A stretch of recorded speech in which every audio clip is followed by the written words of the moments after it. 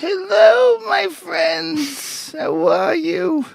This episode of the Joe Rogan Experience is brought to you by Audible.com. If you go to audible.com/Joe, you will get 1 free audiobook and 30 free days of Audible service. Audible is one of my favorite website sponsors, podcast sponsors, because it's something I've been using for a long time. They have over 150,000 titles. You can download them instantly. They have audio books. They have podcasts. They have famous speeches. They have the Opie and Anthony show. They have comedy specials. If you are in your car, like a lot of people listen to podcasts that way. If you're in your car, if you're commuting, it makes being on a plane or a train, whatever, makes it more interesting than just fucking sitting in traffic and being retarded. This will make it so that you're actually enjoying that time. You'll actually be entertained. The amount of titles, it's impossible to put a value to it, in my opinion. I mean, 150,000 titles is just incredible. I love Audible. I'm a huge fan of it. I'll give you a recommendation. If you're a creative type at all, get The War of Art by Stephen Pressfield, a friend of the podcast who's been on before. I was a huge fan of his long before he ever did the podcast. I used to hand out the books. The audio book is actually even better. Very inspirational, very interesting stuff. So again, audible.com/Joe. You will get 1 free audio book and 30 free days of Audible service. I guarantee you, if you enjoy reading books, you will love Audible. And if you have a Kindle Fire HD, which is their the really cool tablet, Audible has this really incredible application called Whisper Sync. And what it does is if you're listening to an Audible book and you're reading a book at the same time, they sync up together. So if you're reading the book at home and then you have to get in the car in the morning, it will actually, a professional actor will start reading your book exactly where you left off. It's incredible. So go there. Enjoy it. Audible.com/Joe. We're also brought to you by Onnit. That's Onnit. Onnit has, if you haven't been there in a while or if you've never been there before, Onnit is a human optimization website. What we sell is the best shit that we can find as far as strength and conditioning equipment, as far as nutrients, as far as protein powder and supplements. Of course, we have the Primal kettlebells, the ape kettlebells, and the zombie kettlebells, which are new ones that we have made. Why? Because why not? You're supposed to be inspired when you're working out. No better way to be inspired than to stare at a big fucking 70-pound gorilla head. It's frightening, it's exciting, and it's good for you. If you want strength and conditioning equipment, if you want to get fit and strong and you want what they call functional strength, there's no better way than kettlebells. I'm a huge fan and supporter of them. I work out with them every week, and you should too, you skinny fuck. Get on it. Onnit. Use the code word Rogan. Save Rogan? What was that name? Rogan. Me. Yeah, you know. ROGAN. Save 10% off any and all supplements. And what is your the new website that you guys have? While we're on this, what is the people can download MeatEater episodes? MeatEater.vhx.tv. So all these people that have been saying, dude, how do I get these MeatEater episodes, man? I can't find them online. Unless you're going the BitTorrent route, which is rude. Don't do that. Now you can go to MeatEater.vhx.tv. It's a site that allows you to finally sell volumes. They can sell volumes of the MeatEater episodes online and in HD as well. And if you use the code word Rogan, you can get a $5 discount on any of the volumes. And the one that we were on is Season 4. Volume 4 is the bundle that has the one with Brian Callen and I. That's got both of them? Yes. Oh, good. So, according to Helen Cho's email. I assume she knows. So that's it right there? Dude, I'm so glad you can get those now like that. I know. It's ridiculous. And we get a lot of people asking about that. Well, finally, MeatEater.vhx.tv. That's it. I'm sure you have a link on MeatEater.com too, right? I'm guessing. MeatEater. Is it MeatEater.com or MeatEaterTV.com? The MeatEater.com. MeatEater sounds like it could be... Well, some guy's sitting on it. Oh... Well, it's you and a gay porn company. Yeah, vying for it. Bidding it up. All right, so go there, meateater.vhx.com, and go to themeateater.com. Steve Rinella's here. Let's not fuck around any further. Cue the music, young Jamie. Joe Rogan Podcast, check it out. The Joe Rogan Experience. Train by day, Joe Rogan podcast by night, all day. Some pigs are going to die this weekend, Steve Rinella. That's right. I'm 90 shots in. My shoulder's made out of fucking hamburger right now from all the impacts. Unless someone think we're talking about policemen, we're talking about Seuss Scroffa. Yeah, I thought about posting a photo of the targets that I shot, saying some pigs are going to die, but I didn't think that would be... No. That could be problematic. Yep, Seuss Scroffa. I'm glad you're here this week. The Eurasian wild boar. You know what's interesting, man? All pigs in North America, so domestic, the kind in your bacon, feral ones, wild ones, it's all one species. Yeah, you told me that. As much as there's differences, they recognize them all as one species. There's That's some so old world, weird. like there in Africa, there's some other members of the pig family, and javelina or not, javelina are a peccary, so like when you hear javelina or people talk about pigs in Arizona, they're often talking about a peccary. But yeah, all the pigs. So Charlotte, no, that was the spider. Wilbur, from Wilbur to Hogzilla is Seuss Scroffa. That's so strange. I didn't know that until you told me when we were in Wisconsin. It doesn't seem right. But No, there's I'm all sure these you're right. varieties. You know, it's like, Right. well, you know, they roll all the dogs under. Right. I mean, you think that pigs look. You think that Wilbur or the classic. Though they don't really exist. The classic like, pink hairless farm pig. I mean, he doesn't look as different from what we'd call a Russian boar, which is a variety. He doesn't look as different as a Chihuahua does from a Mastiff. Yeah. But they would discuss those as being what Canis domestic. What is Well, I don't know the what common it is. dog? What's weird about the common dog is that they all emanate from wolves. All of them. Yeah, That's so strange. that's wild. That you take a wolf and turn it into an English bulldog. Like, how the fuck did that take But place? I don't know those boys in you might have read this.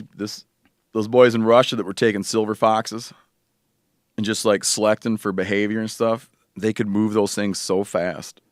Really? Like, Yeah. they move the traits, you mean? Yeah, they were just I can't even remember the details, and if I did tell you the details, you'd look it up and then call me and tell me where I was wrong.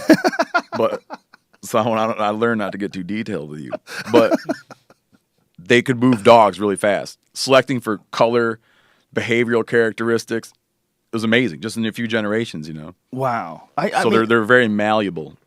I've always wondered how. I mean, I think it's a massive mystery, isn't it? How dogs were initially created out of wolves. I mean, it's You just hear a long so much process. contradictory stuff. Like at a point in time, because I've always kind of followed this a little bit, and I've written about. I learned a lot about dogs. I probably mentioned this to you before. I wrote a piece about eating dogs in Vietnam, and so I had this kind of little summation in this article about the history of dogs. And it went through the fact-checking process at Outside Magazine, which is very rigorous. Like, if you say, my mom is my mom, they'll call your mom and, like, make sure it's your mom. And I had all these things that I kind of, like, assumed were just true, you know? And this fact-checker's like, that's, in fact, not true. So I had to relearn my understanding of dogs. And at the time, they were saying, oh, you know, it seems that dogs originated in China. And, you know, like, the oldest trace of dogs is there. Since then, I feel like I've read that, you know, the first Americans definitely were traveling with dogs, brought them down in the New World. But here there seems to have been some introaggression from the gray wolf. So they picked up some other characteristics from other things along the way, even though the guys that came through the Bering Land Bridge were not packing with them a dog that looked wolf-like. They were probably packing with them a dog that was decidedly domestic dog-like. Wow.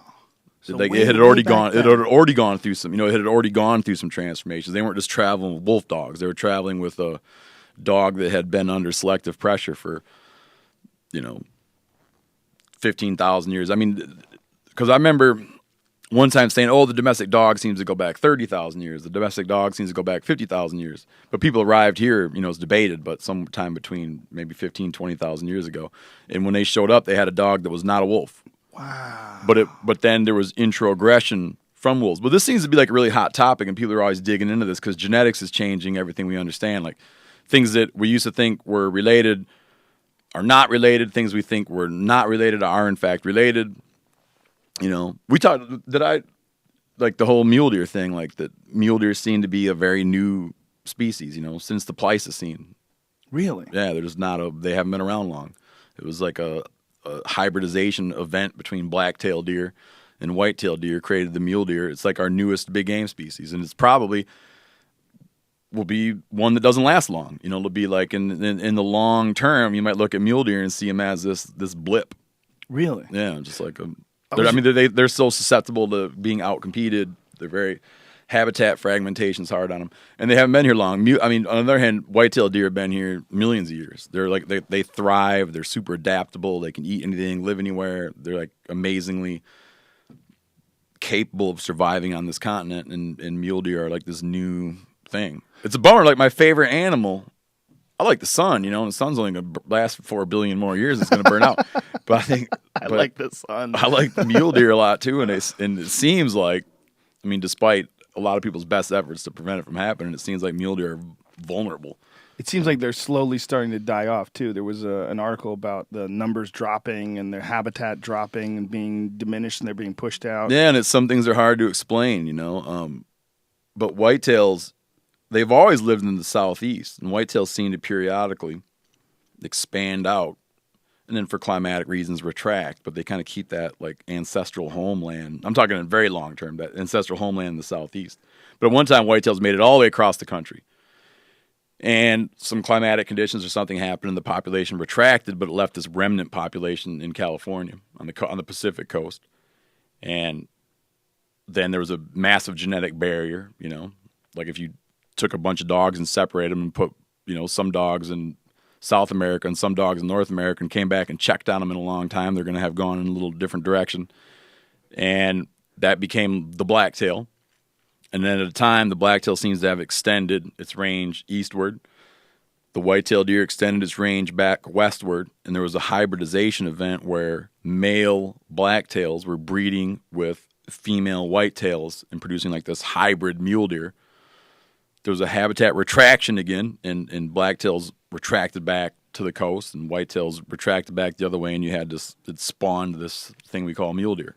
How do they follow that? Like, how do they know that this It was is all this guy, Valerius Geist, who's like the most interesting biologist. He's a guy out of Calgary. And Valerius Geist has kind of like done so much work on big game. He's kind of like the mule. He's like, people are like, oh, he's the mule deer guy. He's the elk guy. He's the buffalo guy. And he came up with a lot of interesting theories, like some stuff we talked about in the past, where Valerius Geist came up with this idea that what happens to species when they colonize land that had been vacated by glaciers. And there's like certain things that go on. And he was into founder effect, where imagine, like one way we got different as people is imagine that just like 4 people struck off, across the oceans in a homemade craft and landed there, and you had a male and a female, and they spawn they successfully breed and create a new population. But let's say they both just happen to be 6'7", and 300 pounds. You have like this thing like the founder effect, where a small little population can carry traits and characteristics that are maybe not totally, not a complete example of where they came from. And so you have like a radical deviation when they spread out. Wow. So he got into this stuff with animals and like, and why do animals seem to change? Like when the bison arrived in North America, why did it all of a sudden have a 6-foot horn span and then shrank very rapidly? So he got into a lot of these ideas, and he also did a lot of genetic work, like the mitochondrial DNA, so they can track female descent. You should have him on sometime. Yeah. He'd be the coolest guy to have on in the world, actually, Valerius Geist. Yeah? Yeah. Where's he live? Could I come listen? Yeah, No, can come I would in. just listen at home like most people, right? Well, you could just come in. You could come in. I'm sure you'd have questions. Yeah. You could just sit there and drink coffee. Okay. And I'll be like, sounds perfect. I'll be like, now explain this to me, Mr. Geist. Yeah, he's a great guy. So, anyways, he got into a lot of stuff with deer, and I bring all this up because we're looking at your fine specimen, your fine 4x4 muley sitting here on the desk. Would have never happened if it wasn't for you. Boom, boom. I was watching this thing that was talking about deer on television. They were talking about the difference in the size of the bodies of deer from the far north, like Alberta in Canada, to the far south, like in Mexico. And the further you go south, the animals tend to be smaller, and they tend to be smaller bodied. Yeah, it's the Prince. Maybe it's the Allen Burt is the Burger principle. It's got a name. damn, there's a name for that principle. And it would be that if you look, like, take the extreme, like whitetails, like the biggest, like guys dream of going to Alberta to hunt whitetails because whitetails are huge. They're Meanwhile, like 400 pounds, right? They're they enormous. get big, yeah. You know, That's crazy. That's So, an elk. I mean, 400 is huge, but you get deer to push it up. Then you go down the Florida Keys, that's a whitetail. Those things are 70, 80 pounds. Wow. So there's this principle, the Bergman. It's got a name. My brother, he told me what the name of it is. But some species seem to be a little bit exempt. They say that mule deer don't do that quite as much. You get some really big mule deer in other areas. They're not as tied to it, but just like a general principle. And what they speculate it has to do with is heat retention. So you have more, like, you weigh more than me. I have more surface area per unit of mass than you have. So if you're a really big deer, and if you're in the north, the thing you're trying to do is retain body heat. And the animals, like people, shed body heat by just exposing parts. Like when deer lay down, they lay down with their legs tucked in them. Because you look on the inside of a deer's leg, very thin hair under the tail, right? And when they're laying down, they protect. If it's cold, they're protecting those areas that have thin hair. So a big animal has less surface area. So he's less capable of shedding heat and more capable of retaining heat. A small, wiry animal has greater surface area and he's able to shed heat. So one of the things you look at mule deer, like mule deer further south will tend to have bigger ears because a great way to shed heat is through your ears. So they'll have thinner hair on their ears, bigger ears. If you think about a radical version of it, just imagine like the woolly mammoth, okay? The woolly mammoth is more closely related to the African elephant than he is to the mastodon. So you had in North America, at the tail end of the Pleistocene, you had mammoths and mastodons. And mammoths were not very close related to mastodons. They're pretty close related to African elephants. Mammoths live in the north. They have like essentially no ear. They have just a very small ear. You look at African elephants, have those giant freaking ears because they can funnel a lot of blood through those ears and shed a lot of heat. It's like you shed a lot of heat through your fingers, and your ears, how they get so cold so fast because you're able to, you push a lot of blood into those areas and it's cooling off in the air. So that's one reason that's like a theory of if it is I think it might be the Bergman principle. Bergman's rule. Nice work. Bergman's rule has one explanation for it. And I don't know if you'd ever really know the absolute truth, but an explanation for it is heat retention and heat dissipation.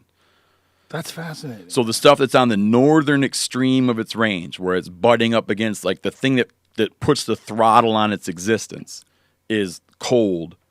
He will tend to get bigger. In mammals, he'll tend to get bigger. But then there's all these other deviations, like why do like how you get these huge reptiles on islands? You know what I mean? And And then on islands you tend to have dwarfing, like that Wrangel Island off Siberia had these little mini mammoths. Yeah. So there's all these other factors. Like I don't even know why it's like that with islands, but I know with latitude that you get that. And I've also read, I think I even read from, maybe it was Valerius Geist, was writing about how mule deer seem to not be quite as, they seem to defy Bergman's rule a little bit more than some other species do. Probably because they're a hybrid. I have no idea. That's fascinating. The island dwarfism is a weird thing. It's bizarre. How it doesn't apply to lizards. Those they get Komodo dragons. like those things get huge and other things get small. Another weird thing about mule deer, and this kind of fits here because we're in California. I've obviously I-5. So for black-tailed deer are very, very similar to mule deer. Columbia blacktail. So in California you have Columbia blacktail. Washington, Oregon, you have Columbia blacktail. Eventually you get up to the north on the coast, you get to the BC, Alaska border, and then you start calling them Sitka blacktail. Sitka blacktails, man, you look at them, it's like they almost look like a whitetail, but they're a blacktail deer. The Columbia blacktail resembles much more a mule deer. For record-keeping purposes, the divider between the range of the Columbia mule deer, the divider between the range of the Columbian blacktail and the mule deer is I-5. Really? So if that son of a bitch jumps the road, he is, for record keeping purposes, he goes from being a Columbia blacktail to a mule deer. So when you look like all the record book Columbia blacktails, are shot along the the left side of I-5 on a northward direction because they're just like so, they're much bigger than anywhere else. But they got to divide it somewhere, so they divide it like that. So in one thing's life, he could jump back and forth. They're not even recognized as distinct. If you look at the Latin name for them, the scientific name for them, they're like taxonomists don't recognize the difference, but we all do. Like you look at me like, that's not a freaking mule deer, man. I can tell by looking, but it's just these morphological differences, these things you see, but they're not really betrayed in the in the genetics. That's fascinating, man. It's so interesting trying to track the history of these animals, and that somebody actually did that and figured out. Yeah, and it changes all the time. Yeah, I used to that's the funny thing is like my old man, he used to reject so much of this stuff because it would change. He'd be like, well, they used to say this, so I don't believe any of it. Like, well, they were saying the best understanding, and now this is the it's not static, subject to change. But it's frustrating for people. I'm glad you're on this week because this is a week that's pretty controversial in the news. This story about this black rhino that they auctioned off a hunt for. This is some fascinating shit to me because... Fill me in. Do you know the story? I know no more than what you said. I've been at a thing all week. Oh, you were at the SHOT Show. Yeah, Vegas, so I right? haven't even. Yeah. There's they auctioned off a hunt for a black rhino. The winner paid $350,000 to shoot this rhino. There's only like X amount of thousand of them left in the world, and people are going fucking bananas. Can I guess that they're using that $350,000 to put up enforcement? Yes, for conservation. They generated over $1 million in the auction. Really? Allegedly, yeah. And what they're saying is that this rhino had to go anyway, because this rhino was an old non-breeder and he was very aggressive and he was trying to kill the younger males. And because it's an extinct or because it's an endangered species, this was an animal that they were going to have to do something about anyway. And really? Yeah, they would have either had to, I guess, put him in animal prison or they were going to have to fucking shoot him. So they decided to auction off. They have this very specific animal that they've targeted, this old non-breeding male. And the guy who won the auction is now in fear of his life. I mean, the press has he gone and done it yet? No, not yet. He lives in Dallas, or just outside of Dallas. And how would I know? If I was going to pick what town he lived in. Well, I was going to ask you about that, too, because Texas is a fucking strange place, man. It's a way different wildlife model. Yes. Yeah. Since being introduced to hunting by you, I've become pretty obsessed. And I read about it all the time, and I'm trying to sort out all the different philosophies and try to figure out why people think what they think. But what I'm most fascinated by in Texas is these wild game farms. This is a really weird thing they do where I saw some online that were like fucking 70 acres. And they have a high fence, and people are pretending that they're hunting in these things. Yeah, they'll sometimes set the animal out on the day. It's crazy. I mean, but it's something of. But let's come back around to that. But I want to talk for a minute about the rhino thing. There are versions of that here, and I can talk in a much more educated way or in a much more knowledgeable fashion about versions of that occur here in the U.S. But I've never been to Africa. I haven't hunted in Africa. I have ill-informed opinions about what goes on in Africa. But I recognize when it comes to stuff like this, there are so many contradictions that are hard to deal with, and it's really difficult for people to get their heads wrapped around why a guy, I don't know, not knowing the person, I can't say that the person is saying who's like, oh, I would just as happily give you the money to help save rhinos. But if this one has to go anyways, I suppose I'll come and get it. I don't really know what his motivations are. His motivations are not that. He's a part of a big game trophy hunting group. Yeah. He's not going to be able to bring it back into the U.S. probably. I don't know. I mean, I don't know what he was trying to do. I don't know what he's planning to do. I don't know, but I know I've been reading all these articles. They interviewed the guy. He's afraid of his life. I mean, they're talking about skinning his children alive. And, is that right? It's fucking, animal rights people get pretty crazy. Can I tell you about a parallel, like a parallel thing that goes on in the U.S.? Because I just can't speak to it there. Like, I don't even know is it owned? The rhino? I mean, is it on a it's on a conservation. It's on a concession. Well, what they're doing is they have X amount of thousands of them, and they need money in order to maintain the property who's they? enforce it. That's a good question. I don't know. Yeah. Let me tell you about a parallel thing that happens in the U.S., if you're interested. Yes. Okay. In the U.S., we abide by the basic notion. This is like generally true in the U.S. that wildlife belongs to people. Okay. So if you have, let's take an imaginary elk, and this imaginary elk is on Yellowstone National Park. And one day the elk jumps a fence and lands on national forest in Montana. And he jumps another fence and he's on state forest in Montana. And he jumps another fence and he's on a big ranch in Montana. Throughout that animal's day, he has always been U.S. He's always belonged to the people, okay? When he's in Montana, he's belonged to, like, the state of Montana is in charge for his management. So we have this idea, in a rough sense, we have this idea that we maintain here that wildlife is held in the public trust. An individual can control access to his lands for hunting, but the animal belongs to the state. You don't get to make decisions necessarily about the things that are on your property. And that's been something that Americans and particularly like American hunters have always been proud of. We have this like North American model of wildlife conservation we always talk about, which is this idea of like public trust wildlife, and that we manage it in long-term things because people have a vested interest in having more and more animals around for whatever purpose, viewing, hunting, etc.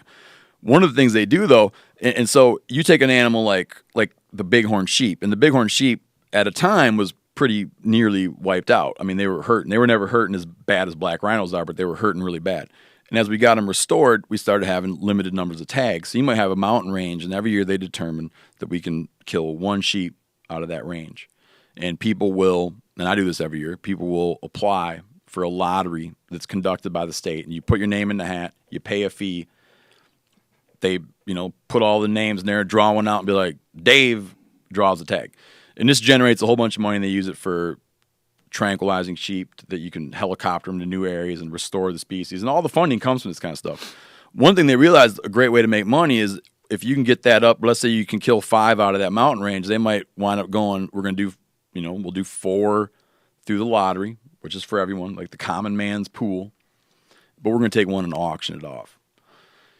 Every year, the bighorn sheep tag they auction in Montana, it goes for $200,000, $300,000, $400,000. Whoa! Every year, I think recently it went for $380,000 or $400,000. I mean, it's always up there. Holy I don't shit. think it's broken $500,000, but it goes up because if you go in Montana and you go hunt if you go hunt the Missouri Breaks, all the record book bighorns come out of there. Okay, like the biggest bighorns, the biggest Rocky Mountain bighorns come out of the breaks. So guys will pay a ton for what they call the governor's tag in Montana, and it raises a ton of money and it does a ton of good. But some people feel, I see both sides of this argument. Some people feel like that bit of money is not worth the damage you're doing by upsetting this idea of democratically owned and administered wildlife. Like most guys will put in their entire life for a bighorn sheep tag, and they'll pay the fee every year, and they have no chance. I've been putting in for that tag for 14 years. I've accumulated. They started a bonus point system 12 years ago, and a bonus point system means that every year you put in, the next year you get a every year you put in without being successful, you get a point, and they square your points. So next year my name will go in the hat 144 times. If you did it for your first year, your name will go in the hat 1 time.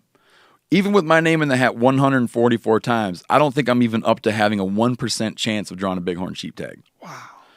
So, meanwhile, a guy can come in and he makes a bunch of money. One guy that buys it lately made a lot of money selling sandwiches.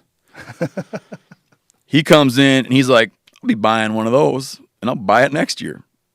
And people are like, oh, that money is so useful. And it is. Other people are like, dude, this is not the country we live in, because we're still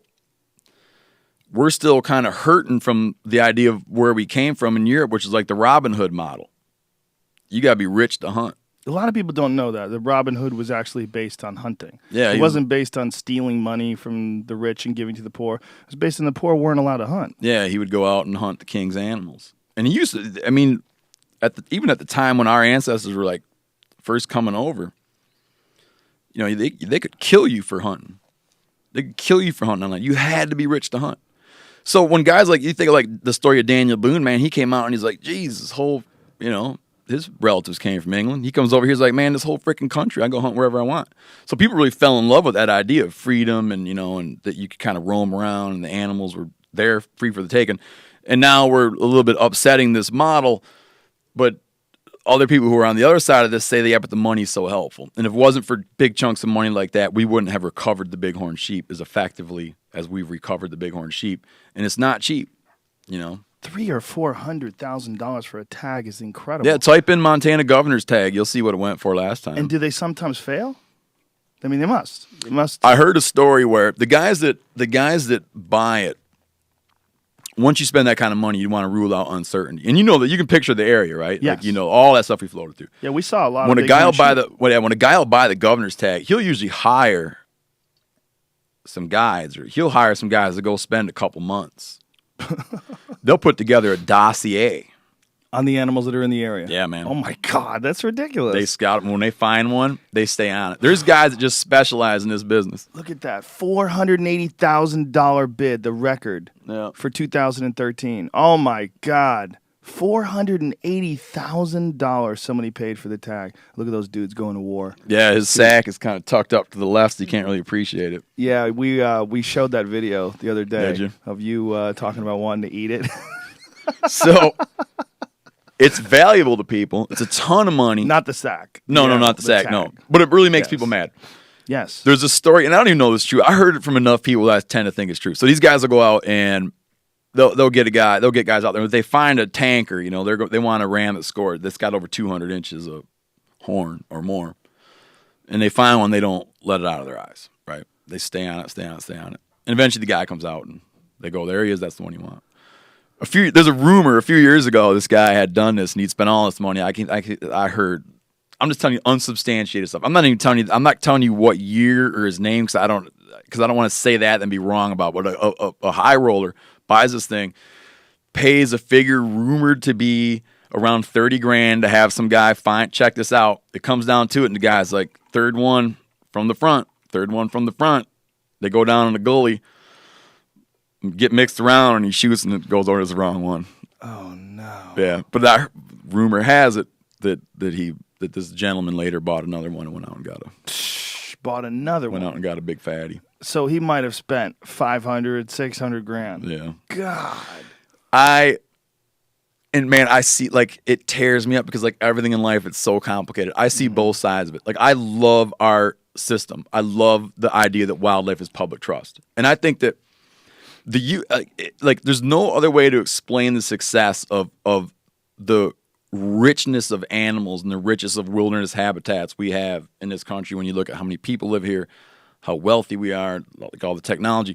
Like so many other countries that would be sitting where we're at have destroyed their wildlife, but we have a very intact system. And we've done a fantastic job. And I think that one of the ways to explain the fantastic job we've done is that we've really held true to this idea that wildlife belongs to us. And when you do damage to it, you're doing damage to this idea of, an American treasure. You're damaging other people's interests.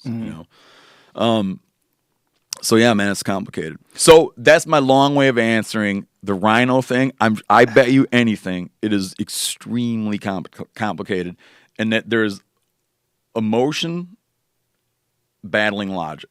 I'm amazed that it's cheaper to kill a fucking rhino than it is a bighorn sheep.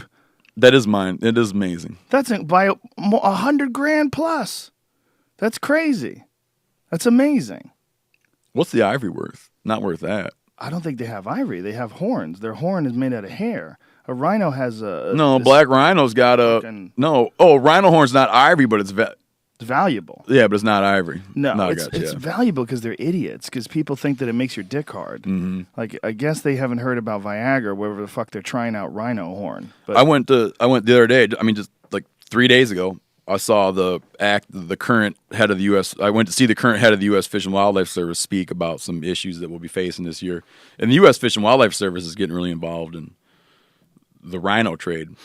When they talk about all the money they're spending, they're spending money on enforcement. They're spending money on trying to battle the source, like that you might somehow convince people that they don't want it. All the things you would do.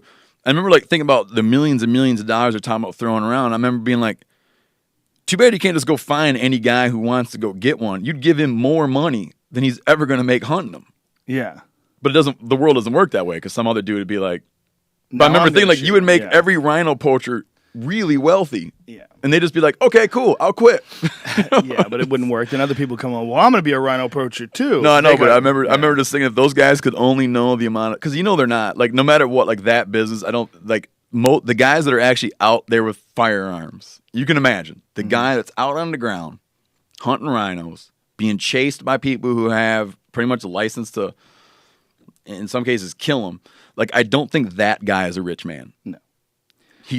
He's making someone wealthy, but there's no way that guy is rich. Not only that, it's just such a bizarre thing. The idea of shooting this giant, majestic, endangered animal just for its horn. I mean, they're not eating them. They're not doing anything else with them. They're just shooting them and taking their horns. And there's no real medicinal value. It's not like the rhino. I mean, it'd be one thing if the rhino horn had this incredible anti-aging property and it turned you into a young person again. Well, they'd probably fucking kill every rhino they could find. But it Yeah. doesn't do anything. It doesn't really do anything. But think yet they're about, still but it's killing just, it. it's probably. I mean, it's an issue of poverty. Yeah. And Not that education. justifies it, but I'm saying, I don't even know the guys that are out poaching rhinos. They might not even have any idea who it is that. They might have like some vague awareness about the properties, but I don't know if they believe in the properties as well. Yeah, I'm a little bit ignorant about who's actually wanting these rhino horns. What I've heard, it's an Asian thing. Yeah. But it seems to be one of the most bizarre misunderstandings and miscommunications ever. In this day and age, with all the information that's available, especially because it's always about penises. It's always about guys Well, it's a phallus. getting erect It is a penises. phallus. Yeah. Yeah. It's got to be just that it's a nice phallus. But they grind it up for medicine, apparently. It's so strange. I mean, it's an amazing animal. When you look at a rhino, to me, I mean, it's one of the closest things when you look like a triceratops or a stegosaurus or something like that, and then you look at a rhino, it's like one of the closest things to that ancient time. You look at this big fucking giant armored animal. It's a strange, strange animal. And the idea that people are killing it to make their dick hard is just so bizarre and it's, But no, they're killing it to make money, yeah, and right. people are buying it. to get their to make their dick hard. Yeah, and it's not even working. It's just so strange. We should make a public service announcement right now. We'll have them drop leaflets over China. It doesn't work. Just bags full of Viagra. Drop them with parachutes. Just launch them. Yeah, rhino. isn't it amazing? Like in that way that there's stuff now they'd be like, no, dude, this really does work. I mean, like Yeah. to the point where it could cause trouble for you. Yeah, like try well, this. we have to go to a doctor because your dick won't go down. It works on everybody too. It works on dying people. You chew up a Viagra and you have a zombie dick in your pants scratching at your zipper. No, it's trying basically to you get think out. that there would be no. Do you think that the pharmaceutical industry would, or not the what's the word? The aphrodisiac. Yeah, I guess. What the is the pill? term for Viagra? like? No, I'm saying what is the term for like Something that like you want to eat Asian horn or I you guess want an to eat aphrodisiac. or rhino, yeah, that the aphrodisiac market for men would, the Be so dick substantial. hardening market for men would evaporate with now that there are pharmaceuticals that are specifically tailored for that and are clinically proven to work. Well, that's how the American troops get information about the Taliban from the Afghani warlords. Is Viagra is the number one method of payment. Really? Yeah, because these guys, a lot of these warlords, they're living like the same way they lived back when Alexander the Great was running Afghanistan. Afghanistan has Kabul and then mountains and mountains filled with villages and extremely primitive locations, and they're living old school. And sometimes there's a guy who's a warlord who's got 20 wives and his dick doesn't work anymore. And they come along and they go, look, we got guns. He's like, I got guns. They go, look, we got women. I got 20 wives and I can't even fuck them. Oh, listen, check this out. And you give him this bottle of pills, and this guy's like, listen, these Taliban fucks, I never liked them. They're hiding over there. Those guys are over there. How many more pills you got, man? They fucking give these guys cases of Viagra. They tell them everything. They can't stop talking. Yeah, you've heard of Big Mac diplomacy, That's the way. Viagra diplomacy. That actually works. I'm 40 years old in a month. You ready to get in on the Viagra? Is that what you're Speaking trying of- to tell me? No, I'm just saying. What are you trying to say? Back to this rhino thing. Talking about Yeah, I just can't. I can't. Like, I just, my head wants to blow up because I see all sides of it. I do, but that's beautiful. I think that's important. The to part see I all don't sides see, of it. the part I do not see though, for me, is I don't like. I would never like. I don't have that desire to hunt one of those. But so much of that kind of thing is, and it's hard for people that don't hunt to understand. So much of that kind of stuff comes from context. You know, like you develop over time a deep context with an animal, and for me, that familiarity and the hours you spend, the hours you log watching it, understanding it, reading about it, studying it, for me develops into something like produces a great desire to hunt the animal once I get to know it. An animal that I don't know well, I don't have any desire. I don't have that much desire to hunt for it. But when I watch them and watch them and watch them, like bighorn sheep, when I moved to Montana, when I was born in Michigan, when I moved to Montana, I didn't go out there being like, man, I cannot wait to hunt bighorn sheep. But after spending years and years and years out, glassing for deer, glassing for elk, glassing for bears, and I'm like, bighorn, bighorn, bighorn. And I really got to where I loved to watch bighorns. I liked everything about bighorns. And in time, I was like, man, I would someday love to have an opportunity to go hunt a bighorn. And it was born from that. So when I say that I have no desire to hunt a rhino, I'll be like, it's just like, it would be to me like hunting Martians. Like, I just don't have any, familiarity with it. It just doesn't, like, culturally, I haven't read about it my whole life. I haven't, like, when I go and look at calendars, like Hunters Love Wildlife calendars, and it's like all the stuff we like to hunt. You don't grow up looking at like the rhino page on a hunting calendar. It's just I just have no context with it. And this gentleman that bought this thing, I don't know. I just don't know anything about him. I'd love to talk to him. He probably doesn't want to come on your podcast. Yeah, I don't think he wants to. But his name is Corey Knowlton, and he's got a private security detail following around all the time now. He's giving this interview with CNN. He's talking about the people who have threatened his kids. It's because he has people threatening to kill him right now that I have to talk to the FBI and have my private security keep my children from being skinned alive and shot at. A little hyperbole. A lot of people are just talking shit. I'm not going to kill your fucking kids, man. They're not murderers. But people get angry when they hear about someone hunting something as a trophy. And Absolutely. I think that there's a big distinction between you wanting to hunt a bighorn sheep because you follow it and you study it and because but you eat the fucking sheep. Yeah. That's a difference, man. There's something creepy about wanting to shoot something just so you could stuff it and put it in your room. Yeah, it's complicated. It's complicated. It is. That is, it's like, it would feel very, if I did shoot the rhino, I would eat them.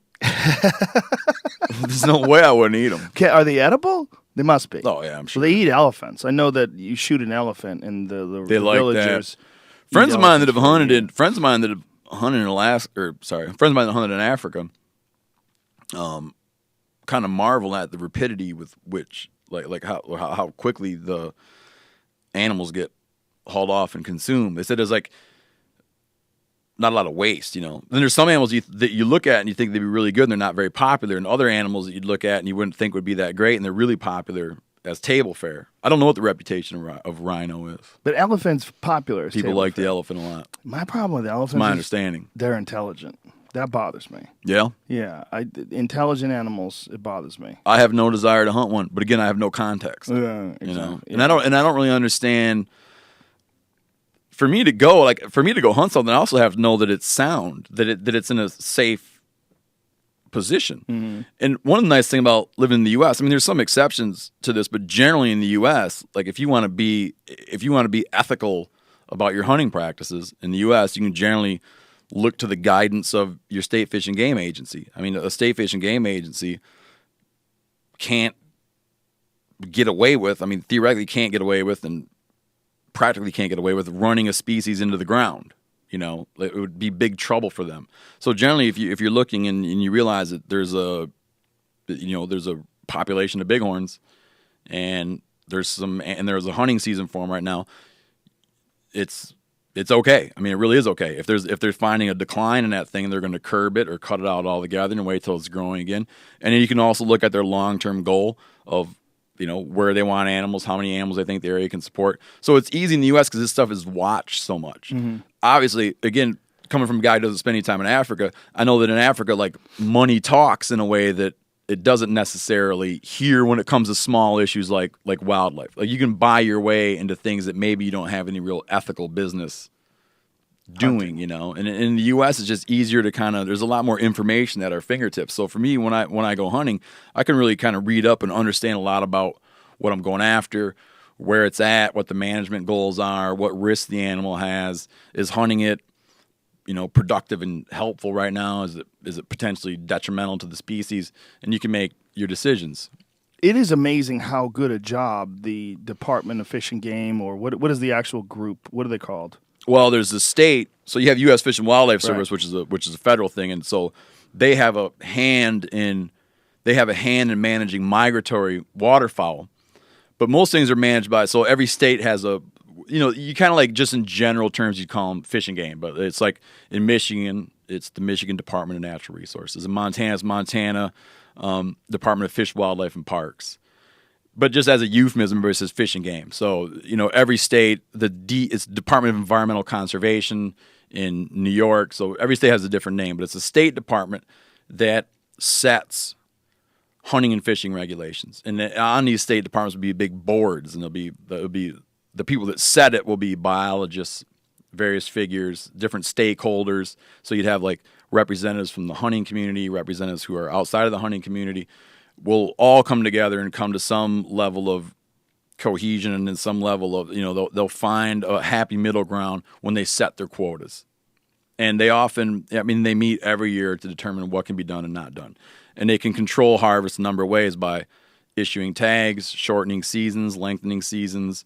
You can, if you want to slow down a harvest, you might move the season away from the rut. If you want to pick up a harvest, kill females. If you want to bring a population down because of various factors like agricultural interests, auto insurers, generally want deer numbers lower. Agricultural interests generally want deer numbers lower. Landscape people often want deer numbers lower. So they kind of factor like their concerns, and you got the concerns of people hunters want more deer. They want to see more deer around. And you figure all this out, and there's all these management tools to try to find a way, to tweak things. Another thing is predator control.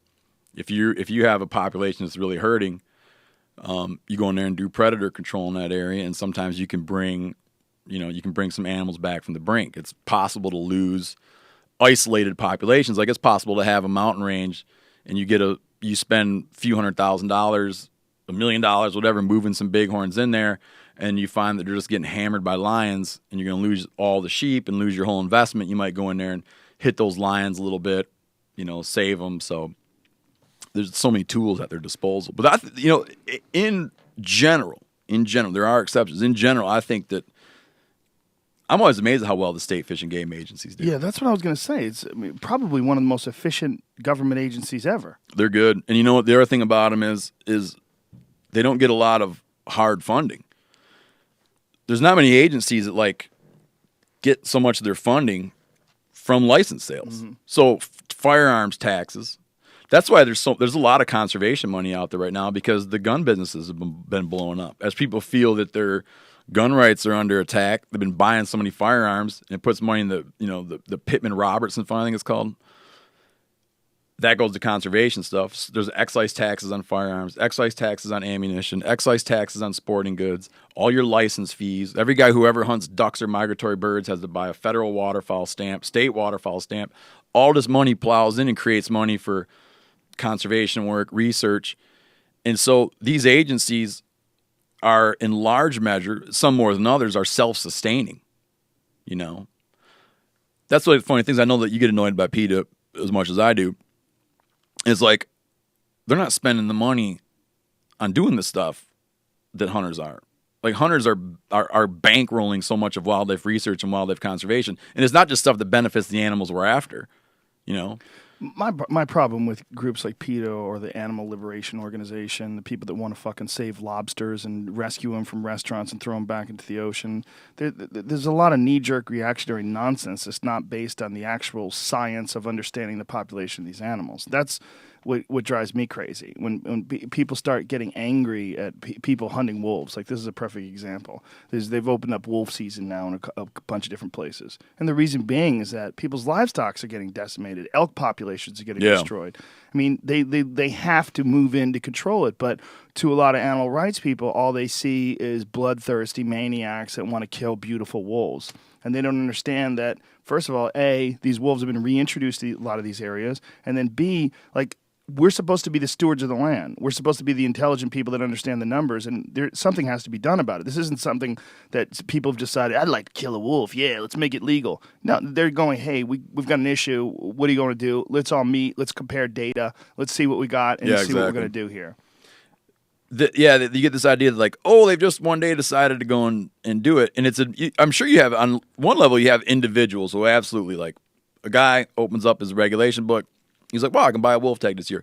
That individual does not really need that individual does not really need to understand. It's nice if he does, but he doesn't need to understand the full picture because that individual is a tool being used by managing agencies. They're like, we need to get rid of some wolves.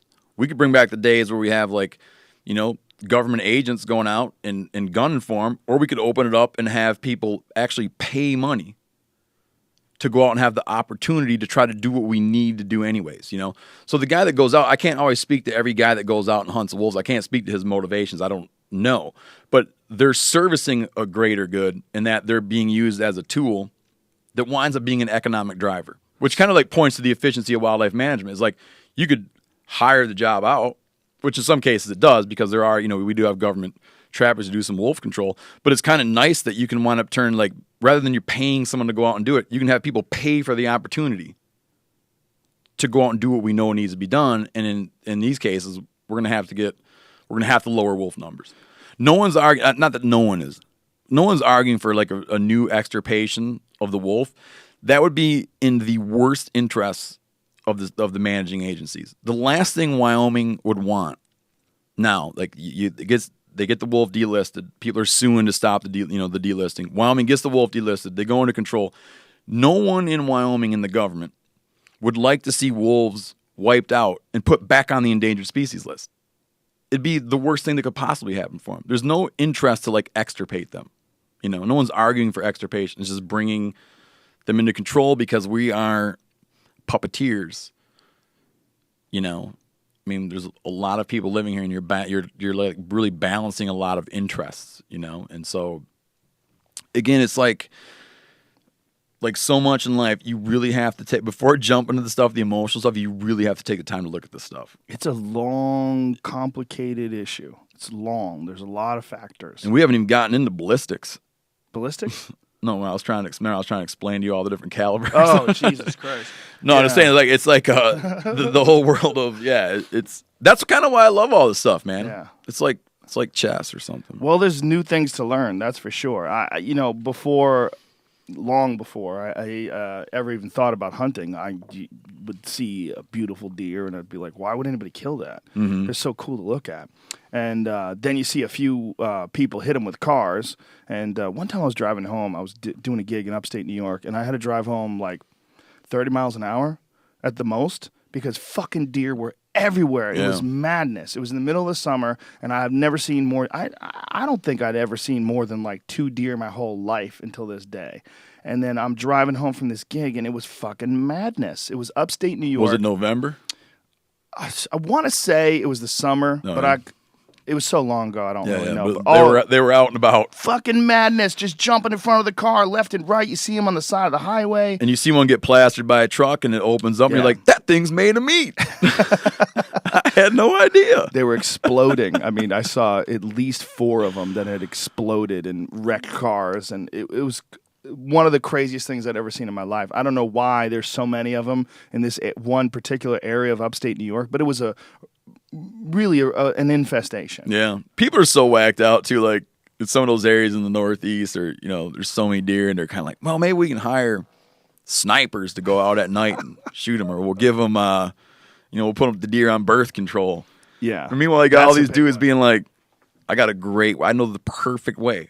We'll open up, a suburban, urban bow hunt. People will pay to come out and do it. It's like, no, we'd rather pay. I remember reading this one thing that come out, I don't know what it was. Like, by the time they did this town wanted to lower its deer population. It was all said and done. They had $1,000 or more into each deer they got rid of. Well, it's going on right now, in the Hamptons. Yeah. Do you know what's going on in the Hamptons? No, I don't. Massive overpopulation of deer, so they're hiring snipers. Yeah. They're going to put suppressors on these guns and go in the middle of the night. They're going to hunt at night so that people don't have to experience it or freak out, and they're going to shoot these fucking deer because there's so many of them. And then the other argument was, let's get them on birth control. They're going to spend $350,000 Give 'em an implant. to give fucking deer birth control. Like, what are you talking about? There was a TV show about this. Well, it's all to prevent the harrowing experience that might happen to someone should they wake up in the morning and realize and see a deer run into their yard and tip over because they had an arrow in it. And as upsetting as that would be, it's so much better to go out and just at night, quietly, snipe them off, There was a video. clean it all up. There's a video of this happening in some other country. They showed these. That was a joke. That video, the lions released to deal with the deer population. That was like the Onion. Was it? Jamie's Googling shit. Yeah, it's the Onion, you fuck. It was one of those fake onions. There's a bunch of onions now, fake Onion. The Onion, if you don't know, is a parody website. There's a bunch of fake ones that aren't nearly as good at, like, being obvious. But they're so fake that they say the onion on them? No. Oh, okay. No, they're just like national blah, blah, blah report, but they're bullshit. They're bullshit. Like, one of them had a report of the day that Colorado legalized marijuana. 37 people died of an overdose. Oh, yeah. And I can't tell you how many people sent me that. I'm like, marijuana's not toxic, you dummies. Like, you'd literally have to smoke 1,500 pounds of marijuana in 30 minutes to die. It's not killing anybody. Stop. But these people, they read this online and they think it's true. There's been a gang of those. Yeah, has anyone ever died? Like, have you ever heard no one ever dies from marijuana? It's not possible.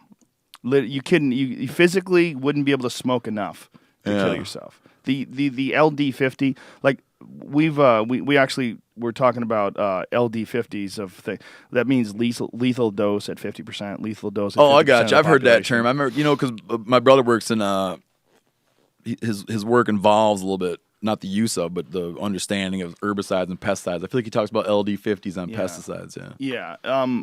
Marijuana is so high, it's insane. But there's a lot of things that have really low LD50s. Ecstasy, for instance. Like, if you take, I think it's 10 or 15 times the effective dose of MDMA, you're dead. Yeah. If you eat 10 ounces of salt, if you're a 200-pound man, you eat 10 ounces of salt, you're a goner. Is that right? Yeah, that's But not think of how much. upset your body gets when you're snorkeling or something, and you get a couple gulps. Oh yeah. Oh. Just you start retching. Oh, Yeah, man, that's salt water. That's a miserable feeling. Well, it's also if you want to, if you have like some sort of a bowel issue and you want to clean out the old pipes, a little bit of take some Epsom salts and some water, just a couple of tablespoons, gargle it and shove it down the pipe, and it'll be like a broken fire. Is that right? Oh my goodness, it's unbelievable. It's very effective. I used to wash I got this job when I was 13, washing dishes at a summer camp. I was washing dishes for campers that were older than I was. And there's a cook there, I don't know, David S., I'll say. And one day he drank iced tea, and I put a bunch of salt in his iced tea to mess with him. So he'd sip it and it'd be like salt, and he'd spit it out. As retribution, he comes up behind me and kind of puts me in a lock and grabs my forehead and tips my head back and fills my mouth with poured salt. Yeah. Wow, Gave me some sores, made me throw up. that's dangerous. Yeah. He probably didn't know that you could die. David S. That fuck. Where are you, Dave? Dave S. I'll tell you the People would name of never the camp. guess. Camp Pendaluan, Oh, where's that at? West Michigan. Is it still open? Yeah, I have no idea. I don't know why it wouldn't be. Camps are fucking they're little like breeding grounds for criminals. When I was a kid, I went to Boy Scout camp for 2 weeks. It was just a bunch of inner city kids from Boston, alone in the woods with very little guidance. Like Lord or of the Flies. supervision. It was dangerous, man. It was. I by 3 days in, I was there for 2 weeks. By 3 days in, I realized, like, this is fucking dangerous. You have to keep your eyes open in the middle of the night because it was dark as shit, and kids were getting up in the middle of the night and tying kids to their beds and then leaving them in the woods, like dragging them out while they were sleeping. You know, they would wake up screaming alone in the dark, like in the woods. You know, there's no predators or anything in New Hampshire, but it was fucking... No, it still brings out the ruthlessness of youngsters. Yeah, so there was all these activities. I just hid and went fishing every day. So you were in the Boy Scouts? Yeah.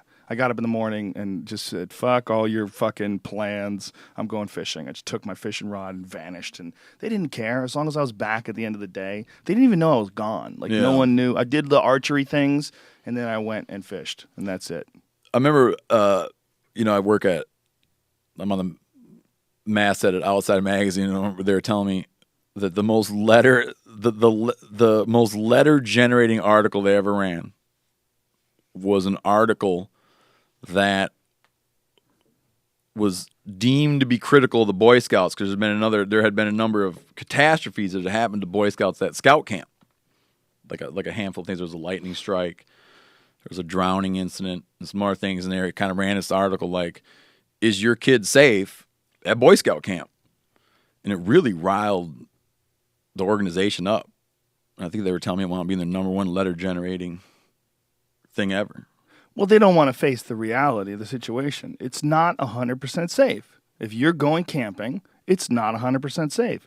Most likely you're going to be fine. Statistically, you're probably going to be fine. But when you got a bunch of inner city kids and they have fucking bows and arrows and pocket knives and they're wandering through the woods and there's only like 3 counselors, there was like 30 fucking kids and 3 people watching us. There was a lot of shit going on, man. You know, they tried to they grabbed me in the middle of the night, but I woke up and I screamed and I jumped out of bed and they let me go. And then, you know, there was just a bunch of little inner city thugs. And I was young. I was probably like, at the time, maybe 12, maybe 13, somewhere along. But there was other kids that were like 16 and 17, and they were the ones that were doing shit. And they were, you know, they were the Eagle Scouts. They were the older fucking weirdos that had done this many times. They had been camping 3 or 4 years in a row, and they were looking forward to it. They were the warlords, man. They covered your clothes with toothpaste. Toothpaste doesn't come out of your clothes. Try washing toothpaste out of your fucking clothes. No, I know what you're talking about. I dribble. I got like, you know, vertical toothpaste. They would fucking squirt it all over people's clothes and mash them together and throw it back in and you pull your clothes out and they're covered with toothpaste. It was brutal. It was just a bunch of little criminals alone in the woods with very little supervision. My old man was real heavily involved in Boy Scouts for a while, and I think he'd become an Eagle Scout. And I joined Cub Scouts as a kid, but the problem, the way it was is, like, my dad was always doing such interesting stuff and would take us to do such interesting stuff. It'd be like, you know, whatever Wednesday, and there was a Cub Scout meeting, and you could go do, like, nice things. You know, like, if you didn't have a dad, it'd be great stuff. You know, but on one hand, like, I could go over and we could do like knot tying and stuff like that, or I could go out deer hunting with my dad. And so like he always like would kind of trump, you know, you could do like the way cool stuff. So I never got involved in it, but it was great for him because he was born like an inner city kid, you know, and didn't like that. He was born an inner city kid and wanted to somehow be out in the woods, and for him it was a perfect avenue into it. But then for me, it was like you know, you couldn't do as cool stuff doing that as I could hang out with, you know, my dad and his friends or his kids, so I never got really involved in it. When I was in high school, I don't remember the kid's name, but someone wrote a really cool article. One of the kids in my school about Boy Scouts, about the problem with the whole the code of the Boy Scouts, because one of them was keeping your thoughts clean. Was that right? Yeah, I forget the exact. Let's put up Boy Scout code. So you get to thinking about something, and you're like, "Man, I shouldn't be thinking about that." That never works. Well, this guy was the guy who wrote this. I remember reading this as I was, a high school student. Going, this guy's got a really good fucking point. The point was like, what do you give a fuck what I think? Like, why are you trying to control my thoughts? Like, I'm not hurting anybody. I might think something crazy and deviant, but I'm not doing it. As long as I'm not doing it, why am I supposed to keep my thoughts pure? Maybe it's fun for me to entertain ridiculous thoughts. But isn't that, I know, because that's kind of like what self-control is. Mm-hmm. Yeah. Like, self-control doesn't speak to the thought, the ideas you entertain. Right. Self-control speaks to, or it's like you get an email and you're like, I'm going to write a really mean email back. And then it's so fun to imagine what you'd say in your mean email. You're like, I'm going to put it off. Then tomorrow you write a regular email, and that is like supposed to be like adult behavior. Exactly. You know, Yeah, control. Yeah, well, someone's an asshole. controlling your actions. You see someone who's an asshole in the car, and you want to pull him out of the car and beat him to death, but you don't. You don't do anything. You just go. Yeah, and then you drive down the road. You're like, I would pull his fingernails out. I would sew his eyes open and throw salt on them and make him stare at the sun. Wow, I never go there. I just go to bone breaking right away. Snap someone's arm. They don't want to fight back. Trustworthy, loyal, helpful, friendly, courteous, kind, obedient, cheerful, thrifty, brave, clean, reverent. A scout is reverent towards God. He is faithful in his religious duties. He respects the belief of others. Yeah, here's the big one. Clean. A scout keeps his body and mind fit and clean. That was the one that this guy had a problem with. I remember reading that and going, yeah, the fucking Boy Scouts are silly. This kid's right. But that's not what the fucking Scouts were. It wasn't when I was when in you the were Scouts. in there. Well, I went to, my branch was in Jamaica Plain, which is not a very nice part of Boston. It's become more gentrified now. Yeah. But in the late 70s, I guess it was 1979 or 80 when I was in it. It was fucking creeps. What pushed you to get involved in it? I mean, what was your, you wanted to get out? No, I mean, I liked fishing, and I liked outdoor stuff. I was always into doing stuff in the outdoors, and I did a lot of fishing. I was always fishing. So it was like a good avenue, Yeah. perceived as a good avenue to get out and I just thought it'd explore. be fun, something to do. I'd love to be an Eagle Scout. I thought it'd be a cool thing to be an Eagle Scout, But then once I got in, I was cool with the Scouts until we went camping, and then I was like, get the fuck out of here. And then I was done. After that, I got terrorized. back. I was so sad, too. I missed my parents so bad. I remember first time I'd ever been away for like 2 weeks by myself, a bunch of fucking criminals in the woods. I came home, I was so happy. I can't even imagine now, man. I used to get homesick when I was a kid. Yeah. I get the opposite of homesick now, you know what I mean? But yeah, I used to get homesick as a kid. Well, do you find, I travel so much that when I'm home for like a couple weeks, I'm like, okay, already. What's next? I try not to be that, I try not to, but yeah, you get used to a certain momentum, when you get home for a while, and my wife will sometimes point out, she's like, you haven't even been home a week, and I can tell you, Well, I don't. The one way I don't get that way is with my kids. Like, I never want to leave my kids, and whenever I go, like anywhere, like on vacation, the thing that, or on a trip to work, the thing that always gets me is I hate leaving my kids. I don't like leaving them, but my wife, I don't mind leaving her at all. I love her, but I think it's good. I think it's good to get the fuck away from people, but just not little kids. But if it was just me and my wife, I'd be fucking vacationing. I'd be working. I'd say vacation. This was the wrong term. It's going places. It makes me appreciate her more. It makes me appreciate my friends more, too. Like, I think there's a balance. And I think when you're around someone all the time, you don't appreciate them as much as when you go away, you miss them, and then you come back. I feel that's true for me. Yeah, I got to watch what I say because I never know if my wife. I can't imagine. I'm trying to picture my wife's going to listen. She's busy all the time, but I never know. She might get a free minute. Someone might tell her about it. That's the real problem. Those little fucking tattletales. One of those little bitches she goes to the gym with. I just want to say, though, I love my wife. I love my wife, so too. much. If my wife's listening, you're my favorite person ever.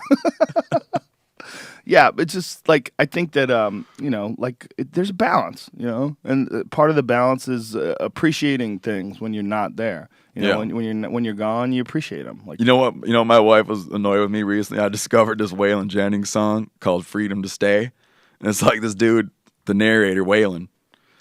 And, it begins where he's got his backpack and he ties his bandana on, and he goes to the door and his woman's sleeping, and he's gonna go off and roam around, and be a vagrant. And he realizes that everything he wants is here. And the refrain is kind of like, you gave me the freedom to go my own way, which gave me the freedom to stay. Where he's like... And she got annoyed at you? No, because I keep singing it to her and telling her how it's our song,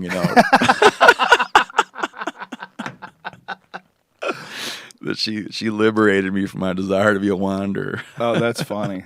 Well, you live a very strange life for someone to be married to you. I mean, you're constantly gone away hunting. Yeah, I'm gone a lot. And you also are gone in places where you don't get any cell phone service. Yeah. You're in the fucking mountains, and you're off in Alaska, you're in New Zealand, you're in these places where, you're gone, and you come back with this dead animal in a cooler. Yeah. My wife always asks, like, where were you? Who had gone? Who was with you? Did you get anything? And she usually likes to ask after I get back. It's like she often doesn't ask when I'm going, but when I get back, she likes to know those things. My 3-year-old wants to know what I kapowed. Kapowed. And if we're going to eat it now. He always wants to know that. Right. Yeah, I have like a very nice existence. You know, I get to spend a lot of time going to fantastic places and doing cool stuff. It's a very unusual life for a hunter that you've managed to figure out how to make a living doing that. I mean, I know, because I used to think I would make a living. Like, I thought I'd make a living doing that. I was going to make. I knew I wanted to make a living hunting. When I was a kid, I wanted to be a professional hunter. So I trapped for a long time and got, sold fur. Got really involved, like really heavily involved in trapping, and took lessons in trapping, read everything about trapping. I was going to be a professional trapper. The fur prices were so low when I quit trapping that it was just like wasn't going to happen. And then I hit on this idea that I would write about, that kind of stuff instead. And so it was like writing was kind of my plan B. But yeah, I thought that I would just live out, like when I was a kid, I had this dream or this fantasy that I would just live out in the woods and never talk to anybody and hunt, and now I kind of like make my living like communicating. It was supposed to be the one thing that wasn't in my plan was I wasn't going to communicate. Well, that's really funny because you're good at it, and the fact that the writing is there was a sort of, it came about in order to make it so that you can make a living hunting. Yeah. You're a really good writer, man. MeatEater's a great book. I enjoy it. I remember when I was in 10th grade, I had this English teacher, Mr. Heaton, and I had written an essay. I'd written like a comparison contrast paper about Melville and Faulkner or something. I can't remember what. And for the English class, and he said, I'm going to submit your essay to a writing contest. And I forbade him from doing it. I can't even imagine why, but I told him like I wasn't going to do that. I didn't want to be in the contest. But he sent it in anyways, and I won second place. And when I got this letter that I had to go to this awards ceremony, it mentioned a cash prize. And I was super excited. It was supposed to be $250 or something. And we go down there, and the gal that won, the event was at this place called the Frohenthal Center in Muskegon, Michigan. The gal that won goes up and gets a check. And then I go up and they give me a thesaurus. And I was just like bummed. So I thought I got $250. And I was like visibly bummed. And Mr. Heaton had come to the awards ceremony with me, and he said something I'll never forget. He's like, there's far more than $250 worth of words in that book. So that was kind of my genesis as a writer, man. Was the idea that the book is worth $250? No, he meant like that if you can capture. No, not his point. I mean, like you thought you were going to get $250. No, they just changed, or the budget wasn't what it was. Or I never had a satisfactory answer as to why I didn't get $250. But I went there wanting my check and come out with this book. I still have that thesaurus, Do you really? Yeah. Oh, that's funny. Yeah, I keep it in my box of like special stuff. How did you wind up doing The Wild Within? That was how I found out about you. You were on a show on the Travel Channel. It was called The Wild Within. It was an interesting show. The first episode I ever watched, you were going to take the same route that Lewis and Clark took, and you shot a moose and turned it into a boat. Made a bull boat out of a buffalo. Yeah. Was it a buffalo? That's what it was. Yeah. Yeah, you shot it with a musket too, right? Do you want like the show business story about how I did? Well, what made you decide to be on TV? Like, what did... I would periodically, like as a writer, get called by producers and developers about stuff I had written. Or they would kind of summon you, like you might get a phone call or you get an email, not a phone call, an email through a magazine or whatever, and realize that some guy at History Channel wants you to come down, and what they do is they're desk-bound individuals, and they're obligated to go into these meetings, and have like some ideas. And so when they're putting together their portfolio of ideas, they would like to go contact writers or people who are out doing interesting stuff in the hinterlands, and come in and kind of report about what's exciting at the time. And I'd gone to a number of these meetings over the years about stories I had written, and every time you get the email, you're like, oh my God, I'm going to be on TV, and it would never work out. But eventually I signed a development agreement after I wrote my first book, Scavenger's Guide to Haute Cuisine, which I just got the rights back to. That book sells like, there's so few of those books out there. They sell on Amazon for like $130. Really? And they just like Miramax, their Weinstein company, just gave me my rights back. Wow. In a move that would benefit them in no way whatsoever, just like out of the goodness of their hearts, like gave me the rights to my book back. Why'd they do that? Like, I don't know.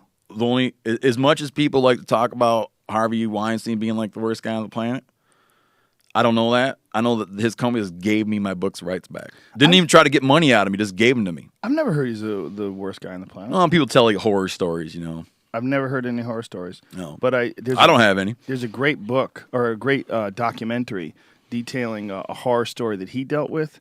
Oh, is that right? It's called Overnight.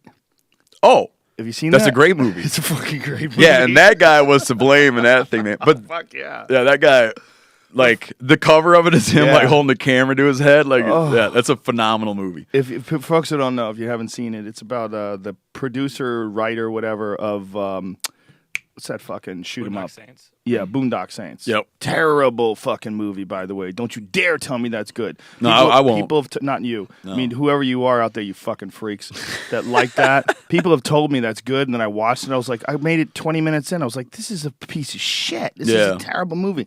I didn't know anything I about watched the it history. after the documentary. I I was like, I watched it, I'm like, man, I gotta go see this movie. But it only validates the, validates the movie. You know? Yeah. Well, you know what it came out of? It came out of Pulp Fiction. There's this whole breed of this genre that came out of Pulp Fiction.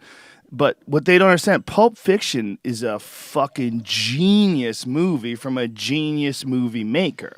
I mean, Quentin Tarantino is a bad motherfucker. Dude, when I went to see that movie, it felt like something came down from the heavens and touched my forehead. I had never seen anything like it. I didn't know anything about like cool movies, incredible. man. I was blown away. But it's so complex and there's so many layers to it and the timeline switched around. I mean, it's a genius work of film. And then this fucking dummy came along and decided to make this shoot 'em up, and there's gonna be fuck you, fuck, and bang, bang, bang, and it's just it's an assault on your intelligence. It's shit. And I just thought it was a piece of shit. And then I watched this documentary on the guy who made it. I was like, oh. And being out here, it's a great job. I don't even know anything about the guy that made that movie. It's a great job on that movie. yeah. Well, I mean, the people who made it, Like the guy whoever made Overnight, like it was Yes. just a phenomenal job. Well, on the guys who made it were the guys who were involved with him in the beginning. They Oh, were, really? Yeah, Oh. they were documenting this rise to fame. They were supposed to be documenting this guy who worked at a bar. Harvey Weinstein signs him to this gigantic deal and buys the bar, and they're going to own the bar together and make giant movies together. They just were convinced that this guy was brilliant. And meanwhile, he's like saying like anti-Semitic stuff and like His just ego. That the documentary is about ego, and if you're a person who's like planning on any sort of a career in show business, I think it's a must watch. Because I've seen those people. I've never met him, but I've seen 100 guys like him that didn't make it. I've met 100 of those guys that were convinced that they're the baddest motherfuckers. This fucking town's never seen anybody like us before. We're going to fucking run this town. I've met those guys. I've met so many of them. And acting and the film business breeds them. It somehow or another. The idea of acting, first of all, is responsible for a lot of disproportionate egos that are not based on anything realistic. They're just based on your ability to pretend. And then not even based on you being really good at pretending sometimes, but you being famous for pretending.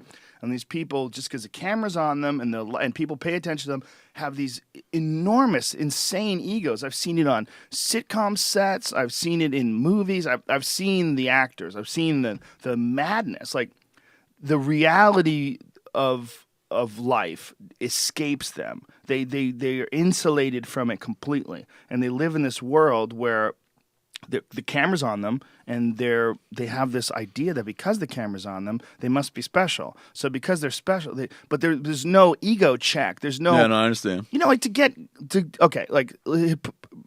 put it in hunting terms, like say if Please. okay, if you're gonna go after a very difficult animal to track, okay, let's say if you're gonna go after Himalayan tar. Yep. Okay? You're going to fucking climb through the mountains. It's an incredibly difficult task. It takes a long time to get there. You might not see one for days. When you finally do see one, like this mule deer, this skull that's on the table is a perfect example. You and I hiked around for days. We walked 7 hours a day. We worked our asses off, man. Yeah. It's a haul. So when that thing actually when I actually shot it and it dropped and then we brought it back, it was like, wow, like we did it. We did something. Yeah. Whereas if that thing was in a pen, okay, and I walked up and shot it in the face, I would have zero feeling of accomplishment. Well, acting is a lot like shooting an animal in the face. It's a lot like shooting a penned up animal in the face. Like, you're not really some special person. You're just someone who's crazy, so you're good at pretending. Because you don't really have a self-identity, so your self-identity can be manipulated in, or your personality can be manipulated in a role. What you're saying has validity because you act. I have acted. I avoid it for that very reason. Oh, really? Because I feel like those people are sick. I feel like there's something about that occupation where you pretend to be like, you know how many people I've met that like they play tough guys in movies so they think they're tough guys? Yeah. They're fucking crazy. I've met so many of them.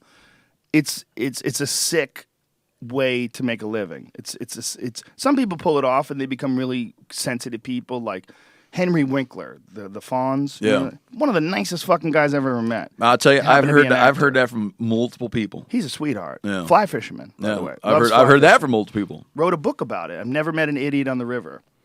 Yeah. That was his book. Yeah. And I heard it, but no, I've heard from multiple people like how surprised people are what a great guy he You is. talk to him, you would have no And idea. he played a tough guy. Yeah. He could turn on and turn off electric appliances by punching the wall. Well, he's If a that tiny don't go to little your guy head. too, which is really. I mean, I'm a short guy, but he's tiny.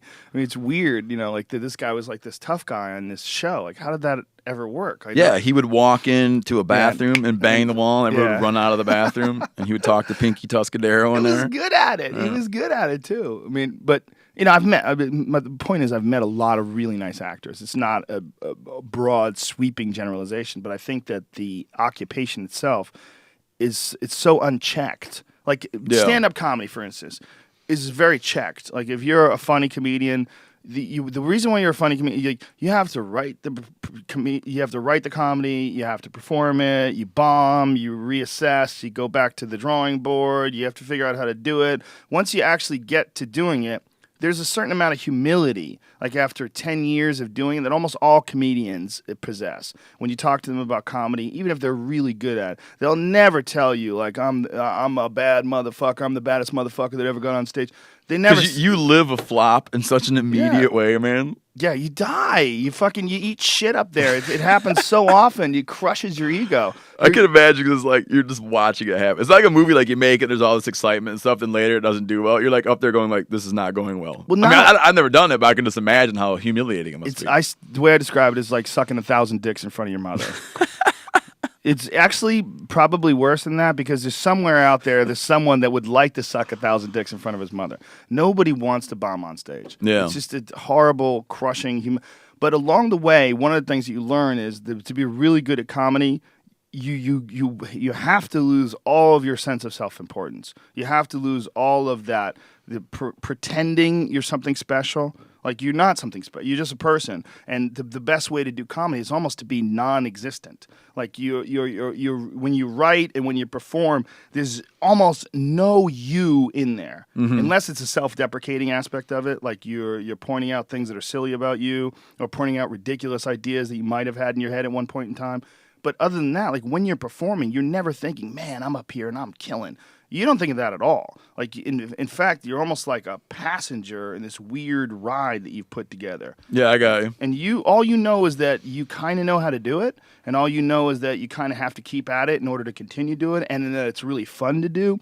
But the moment you start taking it serious or attributing it all of the success of it to you being super special and amazing and unique, you fucking suck. But your comedy suffers. Oh, it goes terribly wrong. Really? Yeah, because people know that. They don't want to laugh at you. Part of laughing at you is like you have to be like in the moment of what you're doing. And if you're in the moment of what you're doing, the last thing you're going to be thinking about is how awesome you are. Like that doesn't come up. Whereas an actor, like you can pretend that there's something really special about you.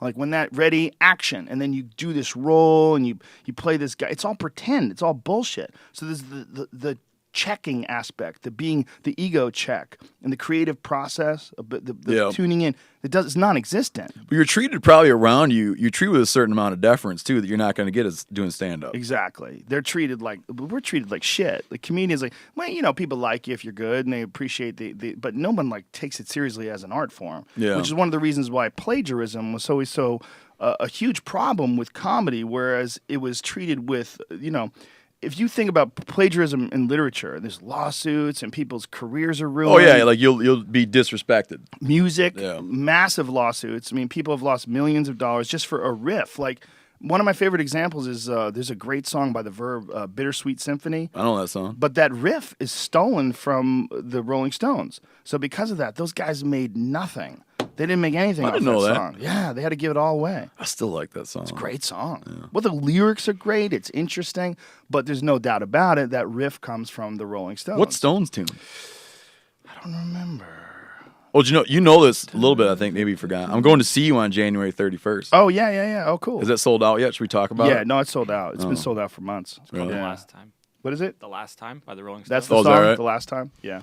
After I saw you last time, when I went to see you in New Jersey, we were driving home and my wife was saying to me, she's like, my face hurts from laughing that hard. Oh, that's and awesome. I wanted to write a thing. I envisioned writing something called the only happy comedian, because you seem like I don't understand comedy at all, but you got to think you come at it from a position of strength in some way. It's so much stuff is funny because it's from a place of self-loathing. Uh-huh. So many comedians do a self-loathing thing, and it might not be real, but it's kind of it's just where it spawns from is self-hatred, and I'm so pathetic. You know what I mean? It's funny that you build a whole act. You can build a whole act and come you're at a position of strength.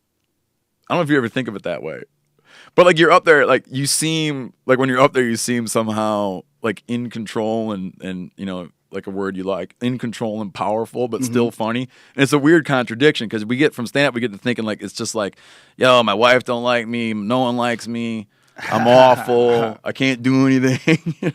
Well, people have always said that you have to be nebbishy or fat or weird to be a comedian. I was told that so much that I was insecure about my body when I first started doing comedy. That's kind of what I'm saying. You could be no, I'm fine. Yeah. If I wasn't doing this, I'd be fine. Yeah, I'd be doing something else. The thing about comedy is that there's no rules. There's no rules. I mean, there's sort of laws to it, but there's no rules. There's laws. Some of the laws are that it has to be funny to you, and that you have to learn it, and that everybody's different. There's Mitch Hedberg, who is you familiar with Mitch Hedberg? Oh yeah, man, I got a good Mitch Hedberg story. Really? Yeah. Well, we'll get into that. One of my all-time favorites. But then there's also Sam Kinison. Two completely different styles of comedy. Two of my all-time favorite comedians. It's all based on what is the world through your eyes. And what I find funny, it's funny coming out of me. It's coming out of my mind. But if you gave my act to Dimitri Martin, he probably wouldn't be able to pull it off.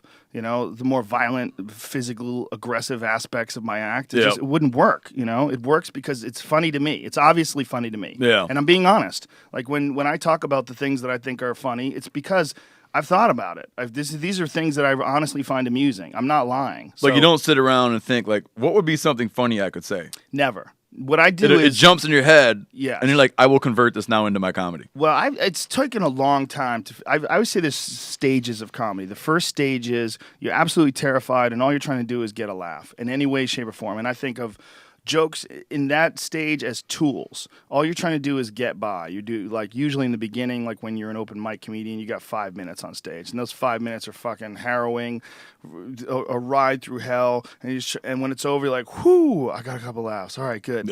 I didn't die. And then occasionally you will die, and then you'll think about quitting. And many, many times I thought about quitting. I was like, fuck, I can't do this anymore. It's too devastating. You just can't handle getting beat up like that. You're in the punishment that your self-esteem takes when you bomb on stage is almost overwhelming. For some people, I've seen guys bomb and never recover.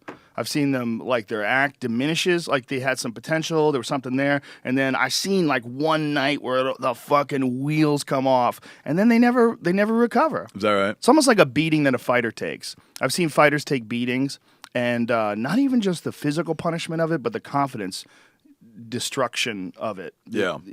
They never are the same guy again. They never become that carefree, cocky guy again. It just goes away. Yep. And with that, so does their fighting career. I've seen that happen with comedians as well.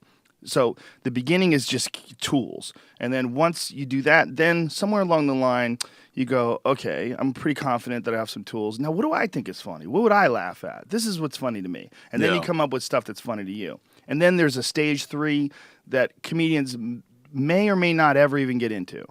And that is, how do you make your ideas funny? Ideas like philosophy. Like, how do you have a point of view and figure out a way to impart that point of view on people? Like, for me, there's a thing I'm doing. And just so I'm clear, when you're talking about moving away from just like jokes. Yes. Like, what does this do? It's this, ha ha ha. Mm-hmm. I mean, like taking like philosophies or trying to like figure out a way to get an idea and to turn that idea into comedy.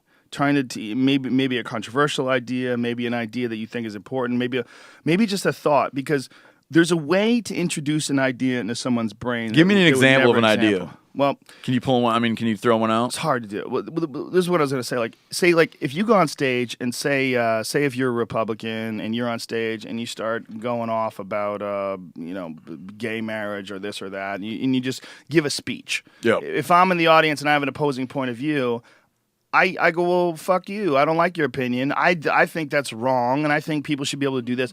But if you go on stage and say something that makes me laugh, even if I don't agree with you, if you make me laugh, I have to at least consider your idea.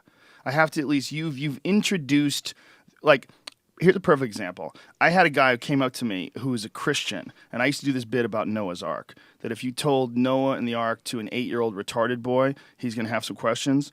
So I had this whole bit about, someone sitting down with this young retarded boy telling him the story of Noah's Ark. Yeah. And it was a really long bit. It was like, and this guy came up to me and goes, I got to tell you, man, look, I'm a Christian, and you started talking about Noah's Ark, and I started getting offended.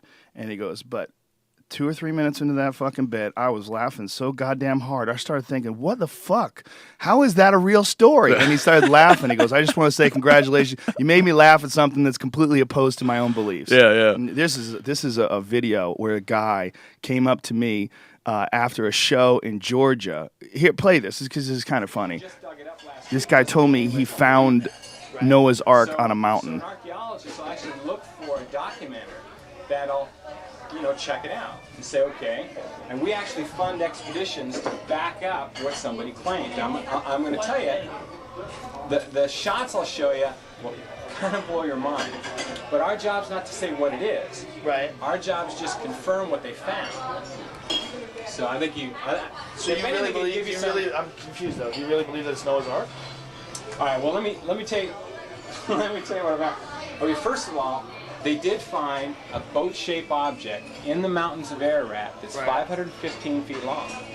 That should be enough for all the animals. About 515 feet? Yeah. For about 100 million species? That seems about right. Well, I don't know. Okay, it's about 515 as long as they keep the hippos off. Yeah. Can you even get 2 hippos on a 500-foot boat?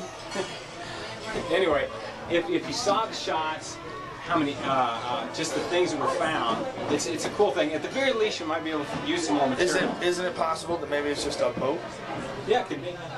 Well, why would anybody assume that boat would make there would be any connection in history to a crazy story about a dude who got all the animals to come on his boat because God talked to him, told him it was going to rain, and he was going to drown everybody because everybody wasn't paying attention.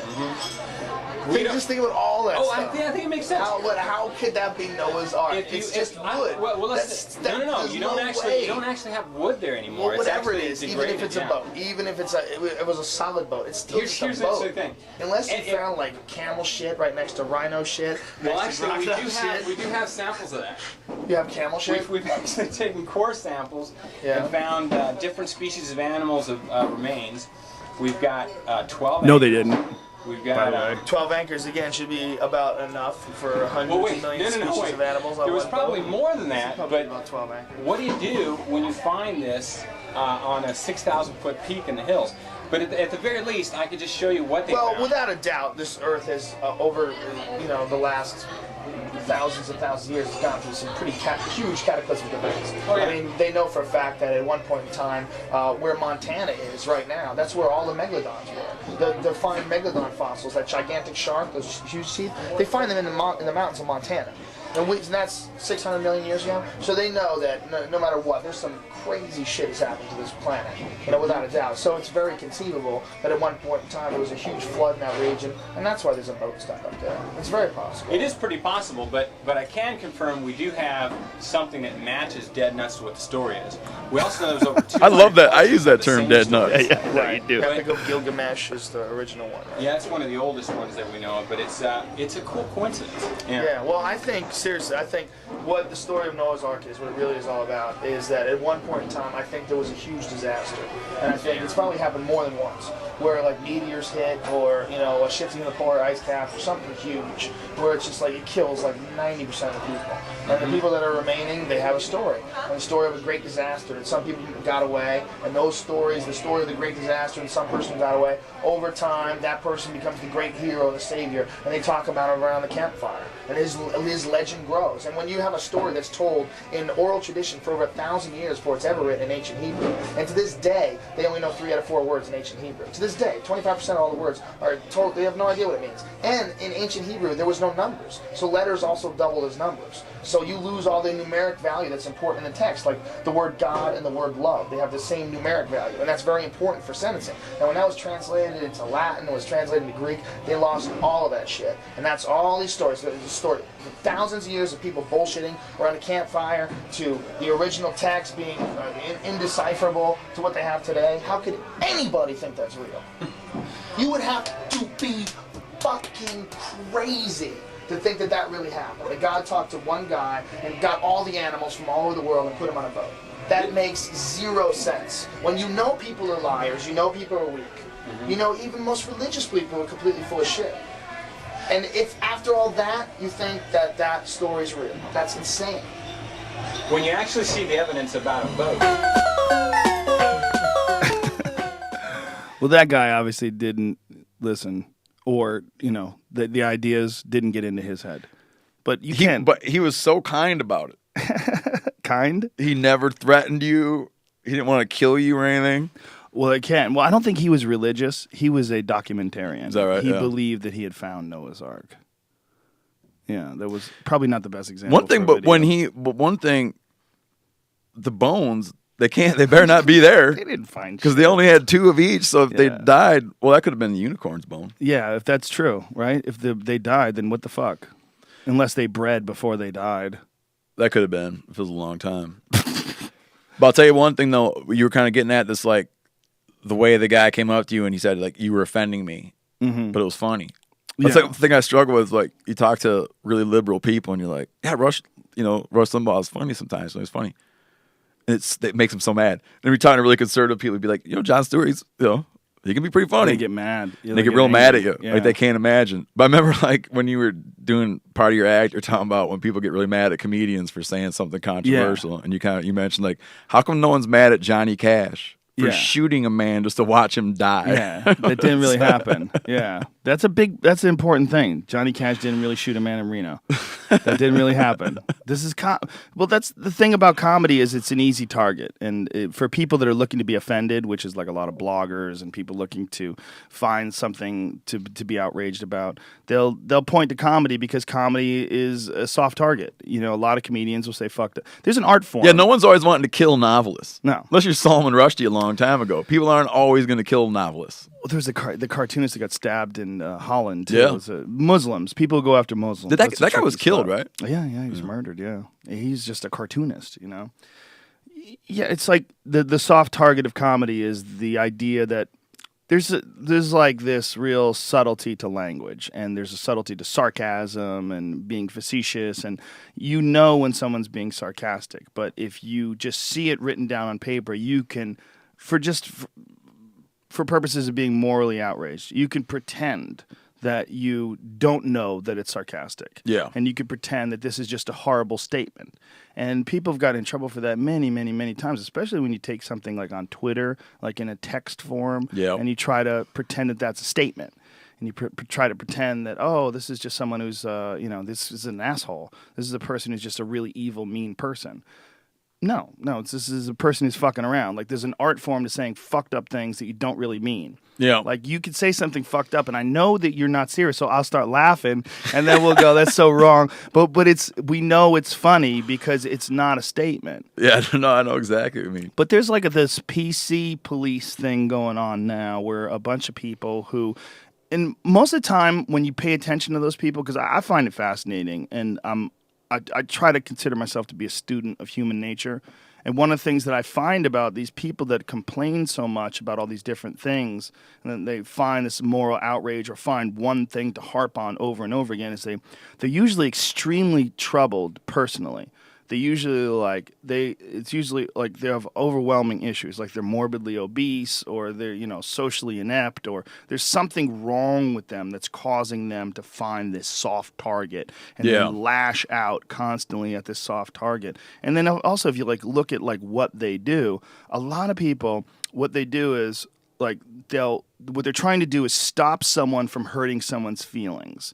And they're trying to say that what you're doing is mean and you're hurting someone's feelings. So what I'm going to do is hurt your feelings in the most vicious and cruel way possible, with these blogs and the writing. And I'm going to do to you what you're somehow or another doing. So I'm going to be a complete, total hypocrite. Yeah. But I have a license. I have this license of moral outrage. I have this moral high ground that I'm going to stand on, so I'm going to attack. And I'm going to, to write this vicious, snarky column about a comedian. And the idea is that they're trying to right the wrongs and trying to be the savior of what's good in the world. But that's not the case. What they're doing is just being an asshole because they feel like they have a license to be an asshole because they can take what you said and put it on paper and say, look, in quotes, Tracy Morgan said if his son was gay, he'd stab him. In quotes. So, fuck Tracy Morgan. But Tracy Morgan's a ridiculous person. Like, his whole act is a bunch of shit that he doesn't mean. Yeah. It's a bunch of crazy things that have never happened, and he says a bunch of crazy things because that's his style of comedy. Like, Mitch Hedberg's style of comedy is to say really preposterous things that other people wouldn't. Like, my favorite Mitch Hedberg joke is somebody asked me if I wanted a frozen banana. I said no, but I want a regular banana later, so yes. Yeah. Anybody else says that, it's a terrible joke. But if he says it, it's really funny. That's his style. Tracy Morgan's style is, my son was gay, I'd stab that little nigga. He doesn't really mean that. It's not a statement. He's not writing that down. He didn't carve it in stone and bring it down from the top of a hill. It's his art form. But what's more upsetting than the people who are so volatile and do get so mad about stuff is the thing that politicians do, which is to feign that response. Yes. Like, you get politicians who, you look at their career, they vacillated wildly between all these positions, but they love to get up and act like the morally outraged guy. Yes. By something that would, like when you look in his eye, you're like, you don't care at all about that, but you're like feigning the guy who is that way. And that's more upsetting than someone who really is mad about something. Yeah. Well, sometimes people are mad about something and it's just a perspective issue. They just lack perspective, or there's a lack of social intelligence, and there's also a lack of having nuanced friends, having friends that have good senses of humor, people that joke around about things or say mean things. Like, some of my favorite people, like Jim Norton is one of my favorite comedians, and is my favorite guy on the radio because he says ridiculous, evil, mean shit all the time, but he doesn't mean it. He'll laugh after he says it. Yeah. But he's really smart about how he does it. And he takes a tremendous amount of grief because of it. Because people will try to point out some of the things that he says and then, and accuse him of being, homophobic or this, that. One of the least homophobic guys you'll ever meet. In fact, he will talk openly about how many experiences he's had with trannies. He's had all these transsexual experiences. He's a pervert, complete total pervert. But he's he owns it. Yeah, no, I'm with you. And he takes grief because he's a soft target. Because you can point to they're looking for someone to say outrageous shit so they can be angry. So who more likely to say outrageous shit than someone who says outrageous shit for a living? And some of the times they say outrageous shit, and it doesn't work. It's not funny. But Patrice O'Neal had a great point about that. The late great Patrice O'Neal is one of my. Who's that? He's a really funny comedian who died. He's one of my favorite guys to talk about controversial points because he always had a unique way of looking at it. But his point was always that when someone says something and they're trying to be funny and it misses and it's fucked up, that comes from the same place as someone trying to say something funny and it hits and it's really funny and you laugh. Just because they miss, with this attempt doesn't mean they're an evil, mean person. They just failed. Yeah, no, that's a good point. They're not trying to hurt someone's feelings. They're trying to get a laugh. And that's what comedy is. There's a real art to that. But yeah, you're right. I mean, that's a complicated idea. Mm-hmm. It's very complicated. Well, my friend Joey Diaz. Did he open up for me? Yeah. Love that fucking guy. No, man, funny. He's hilarious. The funniest guy I've ever met in my life. But he has this joke about transvestites. He goes, I love transvestites. They cook, they clean. You can beat on them every once in a while. The cops come. Who's they going to believe? Me or some dude with a wig and a black eye? Okay, look, Joey Diaz has never punched a transvestite. He's never had a transvestite over his house with a wig and had him cooking and cleaning. It's not true. It's a joke. You could say that's a violence against transsexuals joke or a violence against transvestites joke. But it's not. It's not promoting violence against anybody. It's a joke. It's a fucked up thing that he's saying. And you gotta. That's a good joke. It's a great joke. It's one of my favorite jokes of all time. But you gotta understand what it actually is. What it actually is just it's just like Johnny Cash pretending he shot a man in Reno just to watch him die. It's exactly the same thing. But I wish, is it Patrice O'Neal? Yeah. Is he? Yes, yeah. I wish he was here because there's it's like you've been in a situation where someone said something that they wanted to be funny. Yes. Let's say someone makes a crack about gays, and it flops. A way that it can flop is if they're so transparent that you see into them for a minute, and you're like, wow. That really comes from a place of deep hatred. Yes. And it's not funny because in that, I got a glimpse into that. Mm-hmm. Yes. If you make a gay joke, I know I don't know why, from your demeanor, whatever it is, I know that you're not at home, wishing you could go out and kill gay people. Right. How do I know that? Well, it allows you to explore a funny idea, but sometimes someone will say something you're like, man, this person really has a problem with black people who are in a power position. It's like you see it. It's intent. The intent becomes transparent. When someone is a kind person and someone's just pointing out hypocrisy.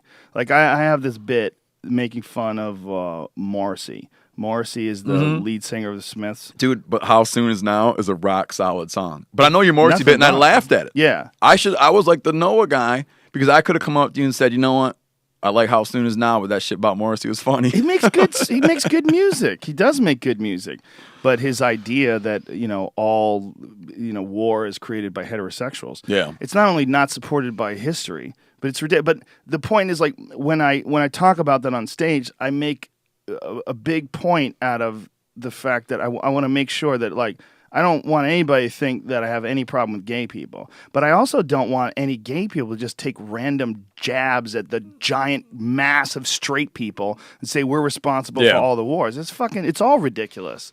And if you can't all you have to prove is that 10% of the wars were where the gays were responsible for 10% of the wars, and it would upset the theory.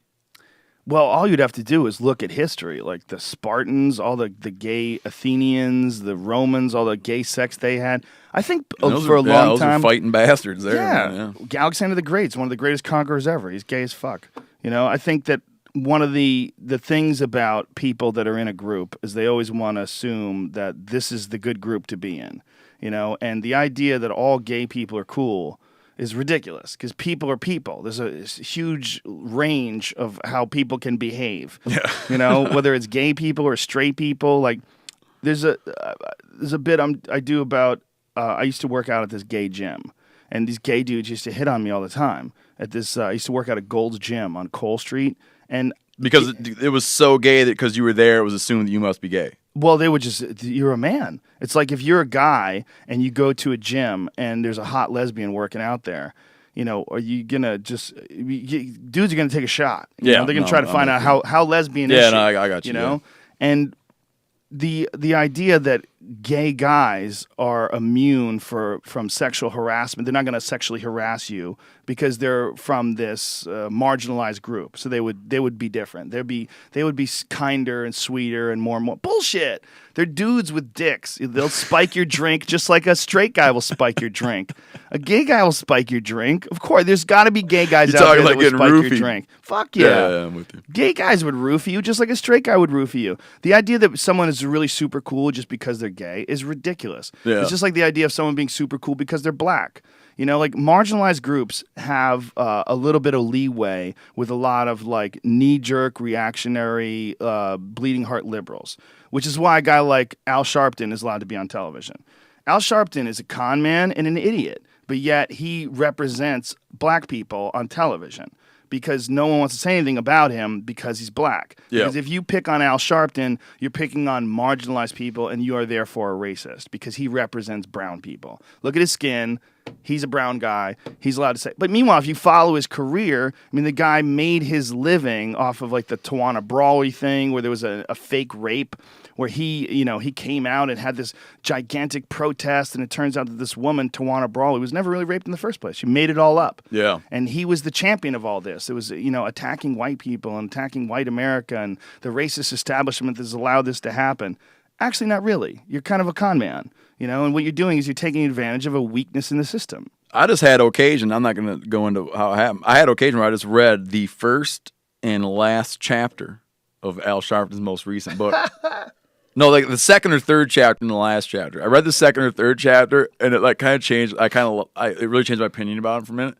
And for me, I was like, that's really like he made an interesting point about something and expressed it really well. And he kind of talked about an evolution he went through on an idea. He explained what would be in politics a flip flop. He did a big flip flop and kind of walked through how a public figure does a flip flop, and it was good. Then I read the last chapter, and I just went back to being like, "Oh, you are." It was funny because I'm reading that book. Oh, never mind.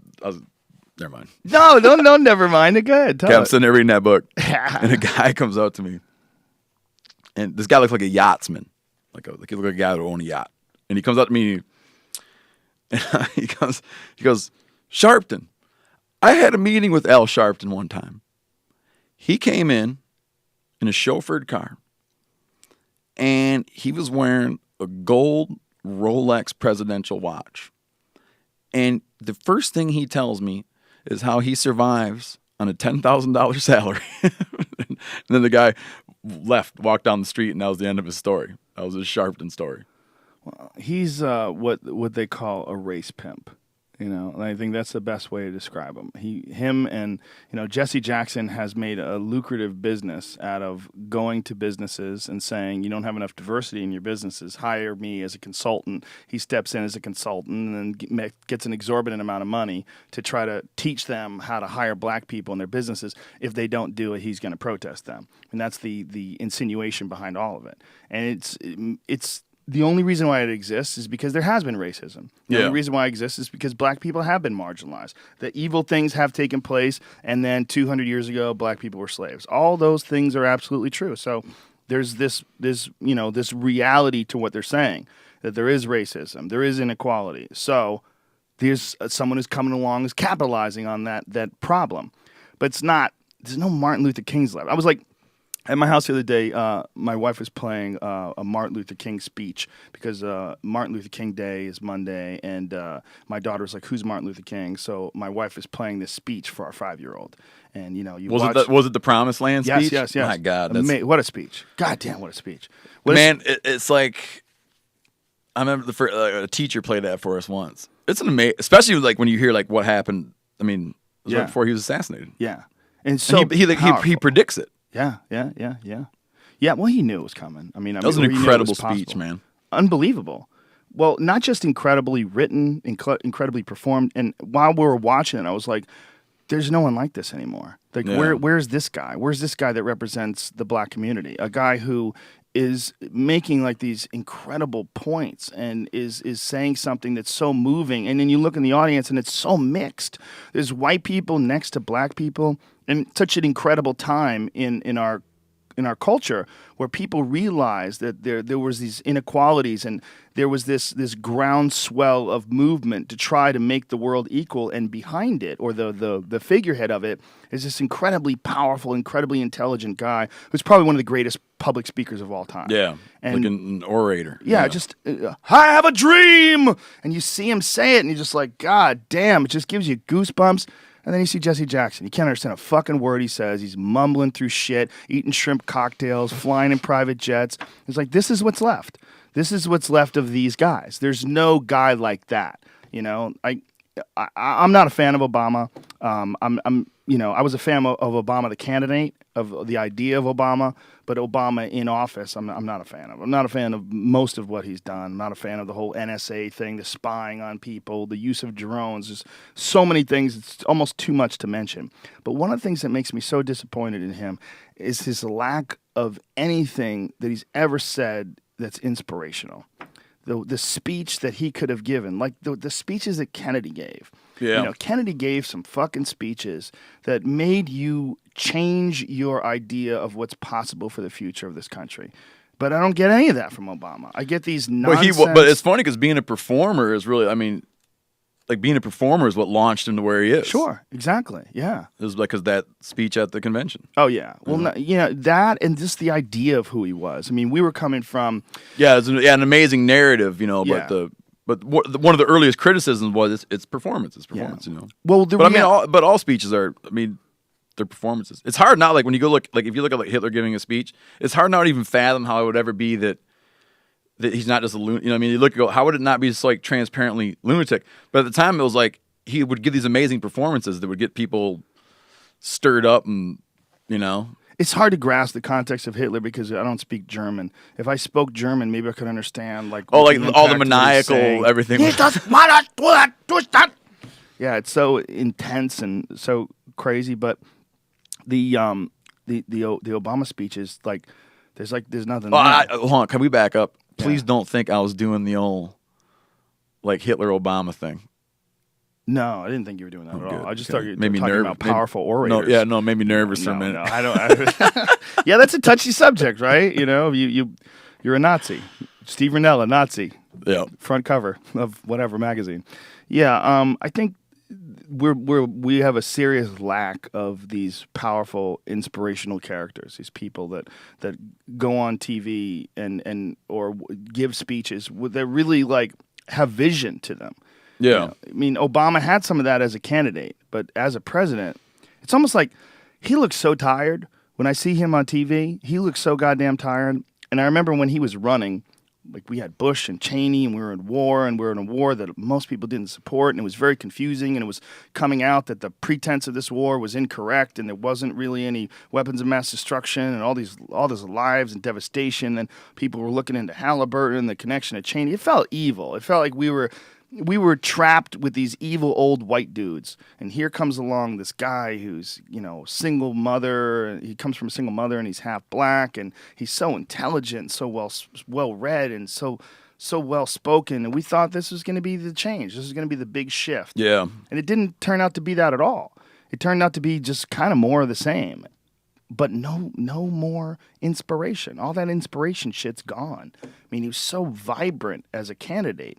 And as a president, I can't remember a single time that he's ever addressed the nation where I was like, that's a bad motherfucker. There's something there. That guy, he's saying something that really gets people excited. It's been so divisive, but I always think when I look at things that things that happen to there's things that happens to candidates. And I think it has so much to do with money. We get these figures, going into the primaries, you get these figures that have these, they buck the trends and mavericks. And when I say mavericks, I'm not referring strictly to McCain, but you get these people that come in and they're going to like upset the status quo. But then you have to play the politics game, and you owe so much stuff for money. And then you pay those debts, and it's like corrupting. And I think a similar thing happens to people often in office. I think that, like, I can't imagine what it must be to be president. And I say this talking about George W. Bush and Obama. I can't imagine what it must be when you're president and someone comes in every morning and runs through the list of threats. And you hear it and hear it and hear it, and it's like threats, threats, threats, threats. The paranoia that must exist, I think it has to be really taxing on people. No doubt. And every decision you make. And it's like, yeah, it's gonna be, it will be your legacy. And you're like, and it's got to be wrenching to just have to make those decisions all the time. Guys come out of office looking so rough. Yeah, it's probably like. But then you never have a guy do one term, real popular. And he's like, you know what? Fuck this. I'm not doing it. Yeah. There's something like, it's so intoxicating to be president. Do you think that's it? I think they, probably don't let him. They probably, look, man, we have a fucking deal. Yeah, we got you into this mess. Wouldn't it be funny though? Since George Washington, they say he could have won again, and he left. He only had one term. No, but he was gonna. People were like, do 3. They wanted him to keep rolling, and he stepped down. And I think he might have been the last guy that wouldn't have been like, I'll take another one. Bloomberg took another one. Jimmy Carter is one of the few guys that was president that I would really love to sit down with and have a private conversation, because he seems to be like a true humanitarian, and he seems to be, out of all the people that were ever president, the guy who caused probably the least amount of loss of lives and the least amount of war and heartbreak seems to be Jimmy Carter. He seemed like a truly like a kind man who wound up in this weird situation where he was the president of the United States, and he's like, he wound up in a weird situation out in the desert. Oh, the hostage situation? Yeah, he wound up. Oh, well, that's a crazy situation where the fucking hostages were released as soon as Reagan got into office. I'm like, what kind of fucking weird deal did you guys make? Did you guys keep those people hostage for political gain? That's one of the most disgusting possibilities in the history of power in the presidency. That doesn't make any sense, but I understand what you know what I mean. It's like the idea that that's a possibility, that they might have kept those people and used them as a political ploy. It's pretty gross. It's bad, but probably did happen. I don't know, man. Like you said, who the fuck knows what it's like once you get into office? Who has any idea? I just don't think there should be a president. I think the idea of having this one alpha chimp running the whole show is so fucking archaic. It probably works when there's 50 of us. You want to go parliament? I don't know what I want to go. I want to go internet. I think we need to go hive mind. It should be like those shows where people vote from home. Like every issue is always up on this thing, and you're just like everybody at home is constantly voting on every issue. It's not a bad idea. The president should attack, not attack. Well, I just think the idea of having one person or a figurehead that pretends to be the one person that runs a show is just so archaic. Well, yeah, but we have a system of checks and balances, man. Allegedly. If you look at the wild vacillations that some countries go through, okay, Venezuela, you rattle them off all day long. Mm-hmm. People get frustrated with how slowly things happen in the U.S. That's the story. The gridlock, right. Nothing gets done. It's all idiots. If you look at the gradual way, one might argue that all that gridlock and all that mayhem and things being so stagnant somehow works to our benefit from preventing wild swings. Mm-hmm. Oh, we're this. Oh, we're that. Right. We get like a really serious communist, then we go from that to a real serious anarchist. Then we realize that doesn't work, so we go to some wild ass dictator.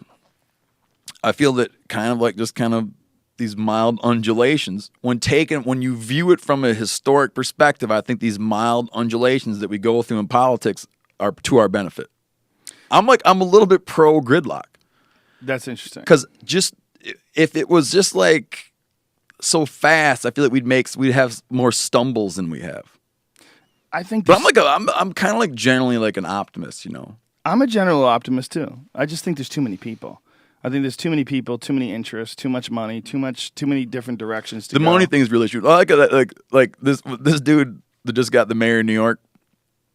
I want to go back to my show business story too at some point, and I want to tell my Mitch Hedberg story. But and I want to talk about hunting pigs tomorrow. How are we on time? We're fine. Okay, so man, I lost my. Oh yeah, so the guy that just got elected mayor of New York. I mean, he's not in there a day, and he's like, okay, no more. We're not gonna have any more horses pulling carriages around in Central Park. Really? Yeah, right off the bat, it's like, are you telling me you're now running the biggest city, the one that like terrorists drool about, you know, the one that's like balancing all these like ethnic groups and tensions, and the one thing that's on your mind when you come in is that horses are pulling carriages in Central Park and it's mean.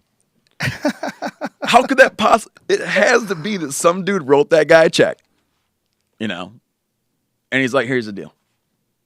I'm going to give you this check, but I don't want them damn horses in that park, because there's no other way to explain it. And it's like, and it shows kind of this like weird ignorance and arrogance where if you talk to anyone who's involved in livestock theft and livestock issues, we don't have a horse theft. We don't have a not enough horse problem. There's too many horses.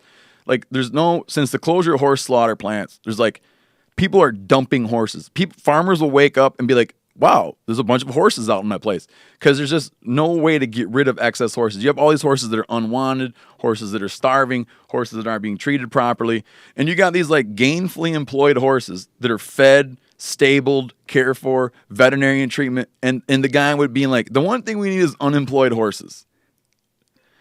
It has to be about some weird money thing. Or it could be he's just a bleeding heart liberal. No. And he doesn't look at it. You think so? You think it's just a money thing? I mean, I don't know. Tell me what the fuck happened with the large drink thing. How did that ever take place? That was Bloomberg, right? Yeah, but it wound up not happening. Did it really? Thank God. That's ridiculous. No, they never banned Big Pop. Jesus Christ, that drove me nuts. The idea that you couldn't get a big gulp or a giant drink. I remember one of those comedians. Theater. Some comedian was doing something. He was doing like a thing where he was like, "You're supposed to complete the sentence like it's so hot," you know. Mm-hmm. And one of them was, "It's so hot." Bloomberg had to go over to Jersey to get a big gulp or something like that. Yeah. But the nanny state stuff, I hate it. Like I hate all the telling people what to do and not to do for your health. I hate it, but you have to like. I could also picture like how frustrating, because you'd be like, you know, it's like if you look at like a guy who smokes a ton of cigarettes. Mm-hmm. On one hand, like it's not, you know, like, why? Right. And you can't go. You gotta like, be big. You gotta be a big enough of a man to walk away and be like, okay, you know, or ride a motorcycle without a helmet. I'm kind of like, why? But then I'd send like, you gotta be like a big enough person in some weird way. I'd be like, okay, you go ahead and push on, and I'm gonna try to not want to like control your life. Well, there's going to be people who look at you and go, dude, you can't talk about cigarettes or motorcycles. You got charged by a fucking moose. Yep. All right? I saw it. I saw you get hit by a moose. I watched it 5 times. Yeah.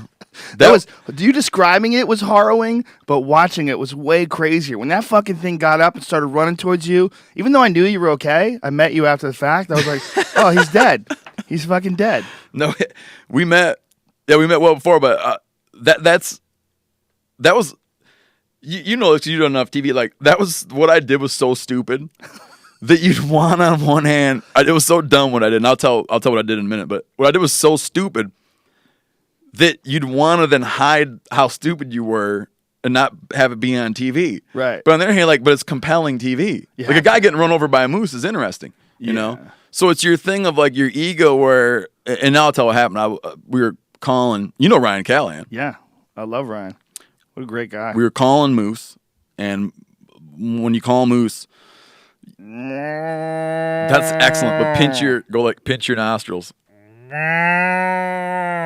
That's the cow. Yeah, that's a cow saying, "I am coming into estrus." Woo! And party calling is like moose calling is effective right before the rut, right before the breeding season, because bulls know what's going to happen. Like the cows are going to want to be bred, and I'm going to breed them.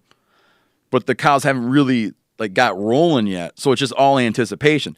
If they were actually all doing it, and the cows are really in estrus, and the bull's like with the cow that's in estrus, he's going to be less likely to come to one calling. You know, so it's all a timing issue. You got to catch him right before. Yeah, like he wants it.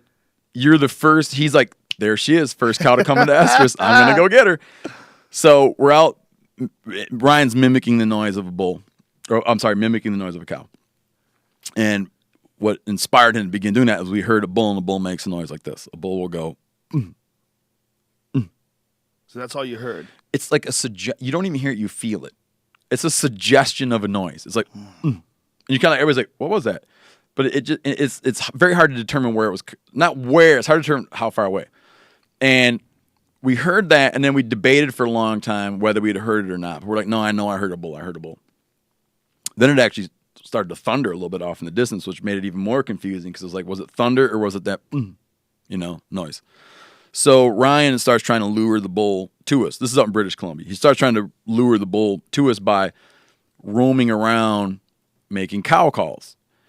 And he goes away from the bull, and I stay put, hoping that the bull will come. And he's going to want to see her before he gets too close. So by Ryan staying about 75 yards further away, the bull might hang up in the vicinity where I'm at, while he's trying to get a visual lock on the cow to make sure everything looks safe. And we keep calling and calling. And then I'm starting to think I was going crazy. I never heard the bull in the first place. So we start going in the direction. Eventually we start moving in the direction where we think the bull is. And sure enough, I see some brush clashing, and he's in there rubbing his antlers on some brush. And Ryan starts calling. And now we're in his zone enough where he's coming to investigate. And he's coming in. And he kind of comes at me, and I do like a really stupid thing where I take what you call a brisket shot. And a brisket shot on a deer or a wild pig is devastating. You're coming in like the sternum, and it is devastating to the animal, a small animal. But on a moose, it's just so much. It's like layers of bricks and stuff, or like basically what the front of them made of. And he goes down, and I go running over there, and sure enough, he gets up and starts running. And I'm worried, like the last thing you want to do is chase a moose. But I'm worried that maybe he's not bleeding enough. So I start running after him. And I get up there, and I catch up to him, and he's laying down again. And I go to shoot him in the neck. And click. I had messed up my rifle and hadn't chambered around. So it clicks. And that bull got up and just turned and came and boom, knocked me over. Coming at you head down, horns down like a bull, head down, horns. And he punched me in the ass with one of his antler tines. And I thought it punctured me. So I ran away, and Callahan shoots the moose down. And I keep reaching around to feel where he had popped me so hard in the ass and knocked me over. And my hand keeps coming back bloody. So I'm trying to feel where he put a hole in me. And I'm thinking that he'd punched a hole through my waders and into my ass tissue. And but then I realized that I got blood all over, and because I'd hit him in the brisket, so when he ran me over, he smeared a lot of that blood on the back of my clothes. So that was the blood I was feeling. Scared the hell out of me. And you saw that it wasn't a few days before that I got charged by a grizzly bear. Yeah. It was a harrowing trip. And you're talking about people smoking cigarettes and riding motorcycles with no helmets. That moose deal was probably the closest. You fantasize about bad stuff happening to you from big animals, like you're going to get mauled by a bear or whatever. And what really gets you is little teeny things. I've been, my hospital stuff has been, serious issues, been giardia, so drinking bad water, and Lyme disease by getting, bit by little teeny bugs that are infected with bacteria. And that's my real source of trouble. But when I'm laying in bed at night, I'm not thinking about microbes. I'm thinking about big giant animals coming to get me, and that one came and knocked me. In the minute, it's mixed emotions, because as soon as it happens, I'm like, that was the stupidest thing I ever did. I can't believe that. I'm so dumb. And then concurrent with that is a thought of I am so happy that happened. That was an amazing thing, And now, dude, as stupid as it was, now sitting there, I'm like, I love that happened. Because you're okay. Yeah. Yeah.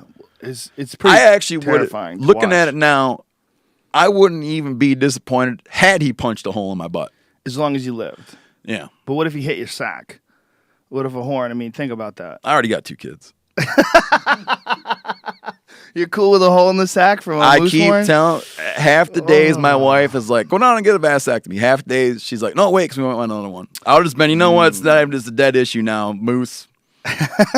Crushed my... Moose killed my sack. Crushed my sack. I'm a eunuch. Wow. That would be harsh. It was fun, man. I mean, I love that.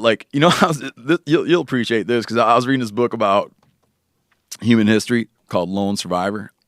Not Lone Survivor. That's the SEAL story. Yeah. It's something like Lone Survivors. It's by a geneticist, a British geneticist. What the hell's his name? Anyways, something like that. Soul survivors? I don't know. He talks about the suite of injuries that are common to Neanderthal skeletons. Have I told you about this? No. So, like, every time they dig up a Neanderthal skeleton in the mouths of caves and stuff, like, one, you find that they've been cut, like they've been butchered. So they die, and their buddies would, presumably their buddies or Cro-Magnon would had a tendency to go eat them. And they also find all these, like, fractured bones, like busted bones, fractured skulls, fractured vertebra. Lone survivors. Yep. Yeah. And he's talking about this in this book, and these guys kind of got wondering, like, why do they have this type of injury?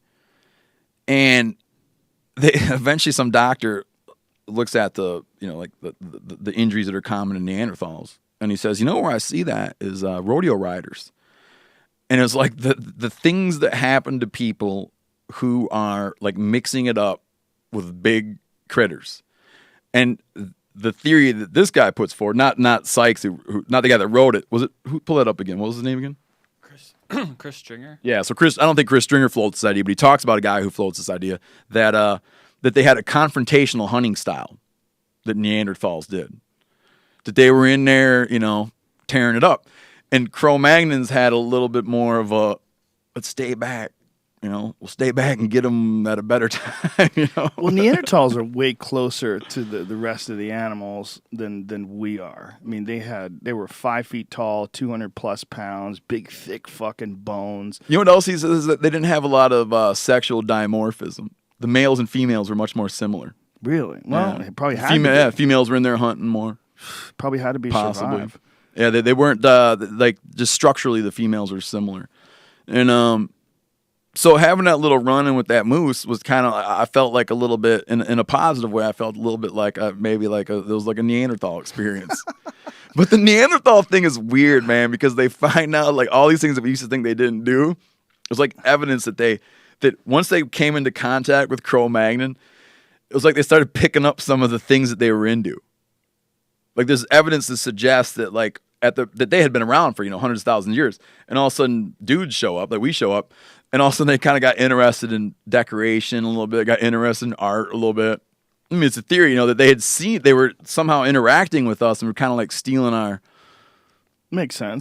groove a little bit. Well, I mean, you think about all the things that we use: guns, computers, this table. We didn't build any of this shit. Oh, yeah. We figured it out from other really smart humans. Yeah, you adopt. And so they were kind of like came into somehow it was going on. And there was some introgression. He talks a lot about that in that book. That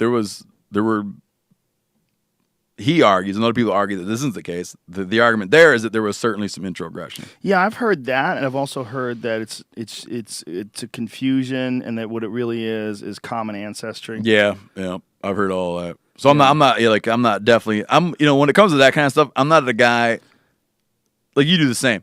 Like I'm saying what some people say. Right. Yeah. Do you know what I mean? And some people say that, and it's an interesting idea, and all that stuff changes so fast. I always hate to be like, well, this is what it was, but you're talking about, what is the most recent version of Neanderthals? 100,000 years? I mean, they went out 30, 35. 35? 30, How the 35. fuck could anybody know what the hell exactly happened 35,000 years ago? It's too far. I mean, he explains what they know so far. Well, yeah, he explains how the people that have an opinion on it came to form their opinion. Right. That makes sense. Yeah. But for sure, I know men, and I know that if men lived with Neanderthals, somebody would have fucked one. Oh, yeah. I know dudes. Yeah. They would do it.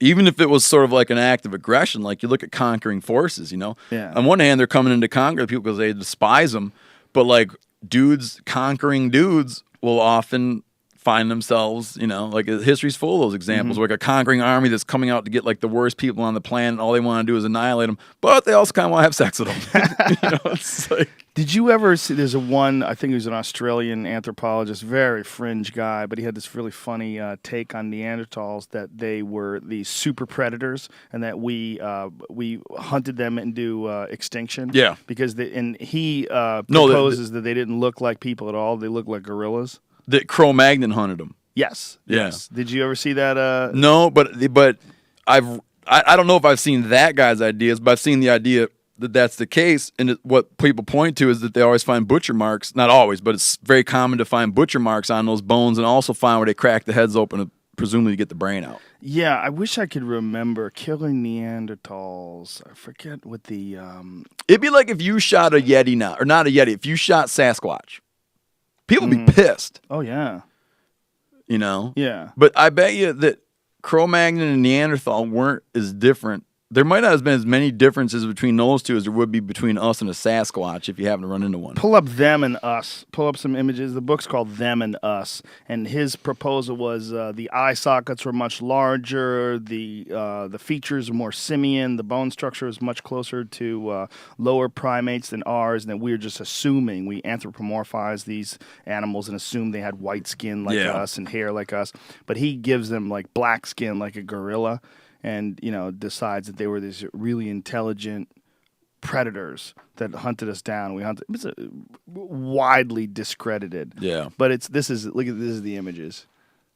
Oh, that's what he thinks they look like? Yeah. That looks like something you'd have in your studio.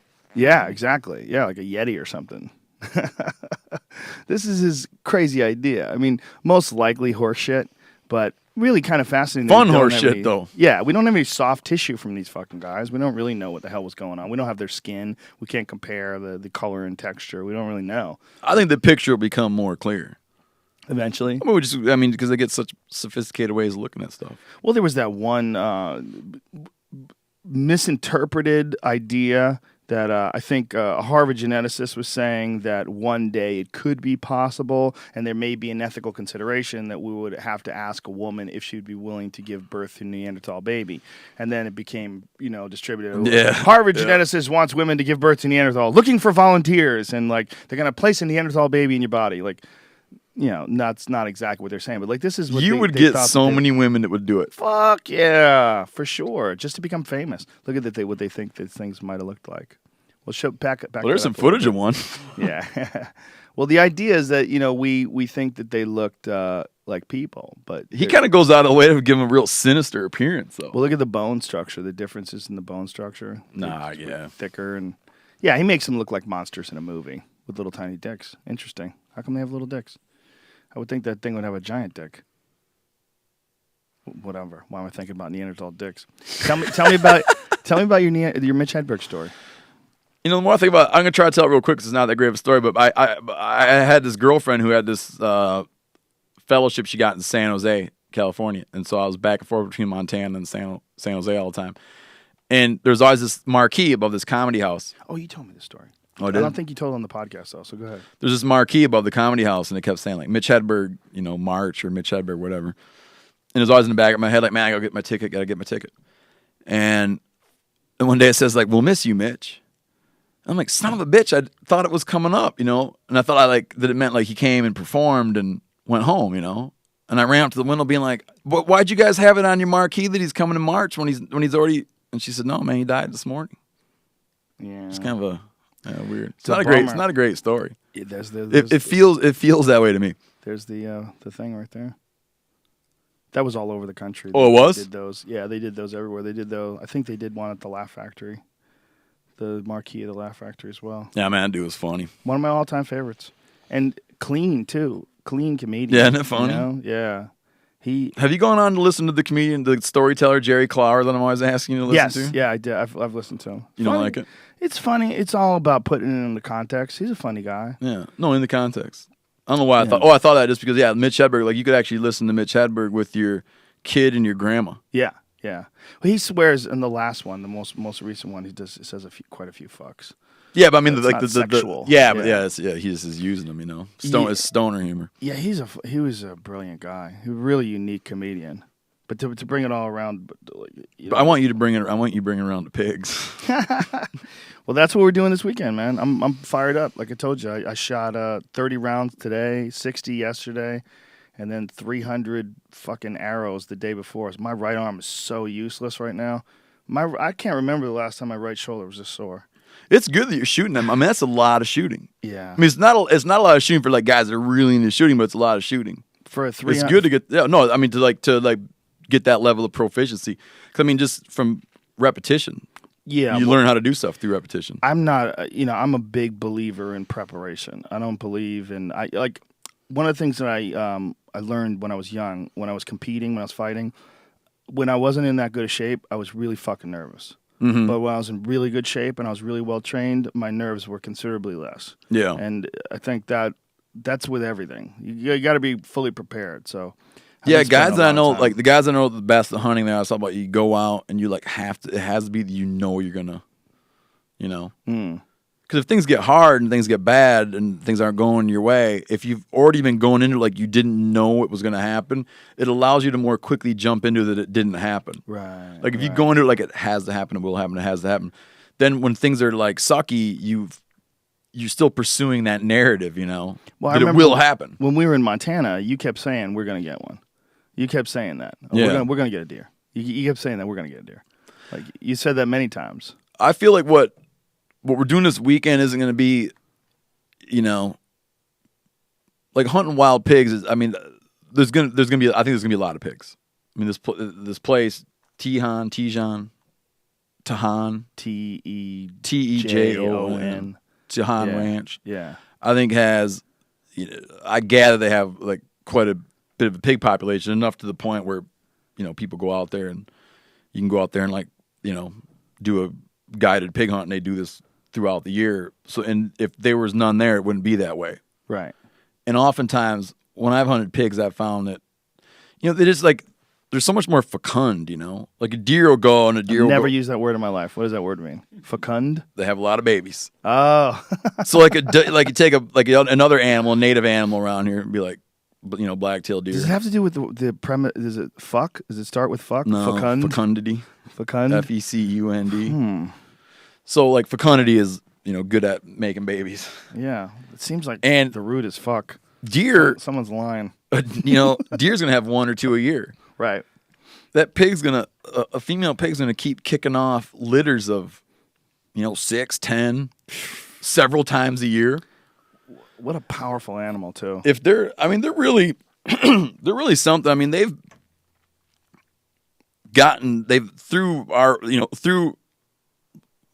trying to put together an idea that's not actually that complicated. Thanks to us, and in spite of us, at the same time, they've managed to get everywhere. Like oftentimes we just do it. Like we thought it was a good idea for a long time to go put pigs everywhere. Now we're like, maybe it wasn't such a good idea to put pigs everywhere. And there's not a lot we're doing to stop them. That's not the case here. Like in California, they're treated more like a game animal. The number, like when more people travel to California to hunt wild pigs than hunt anything else. Really?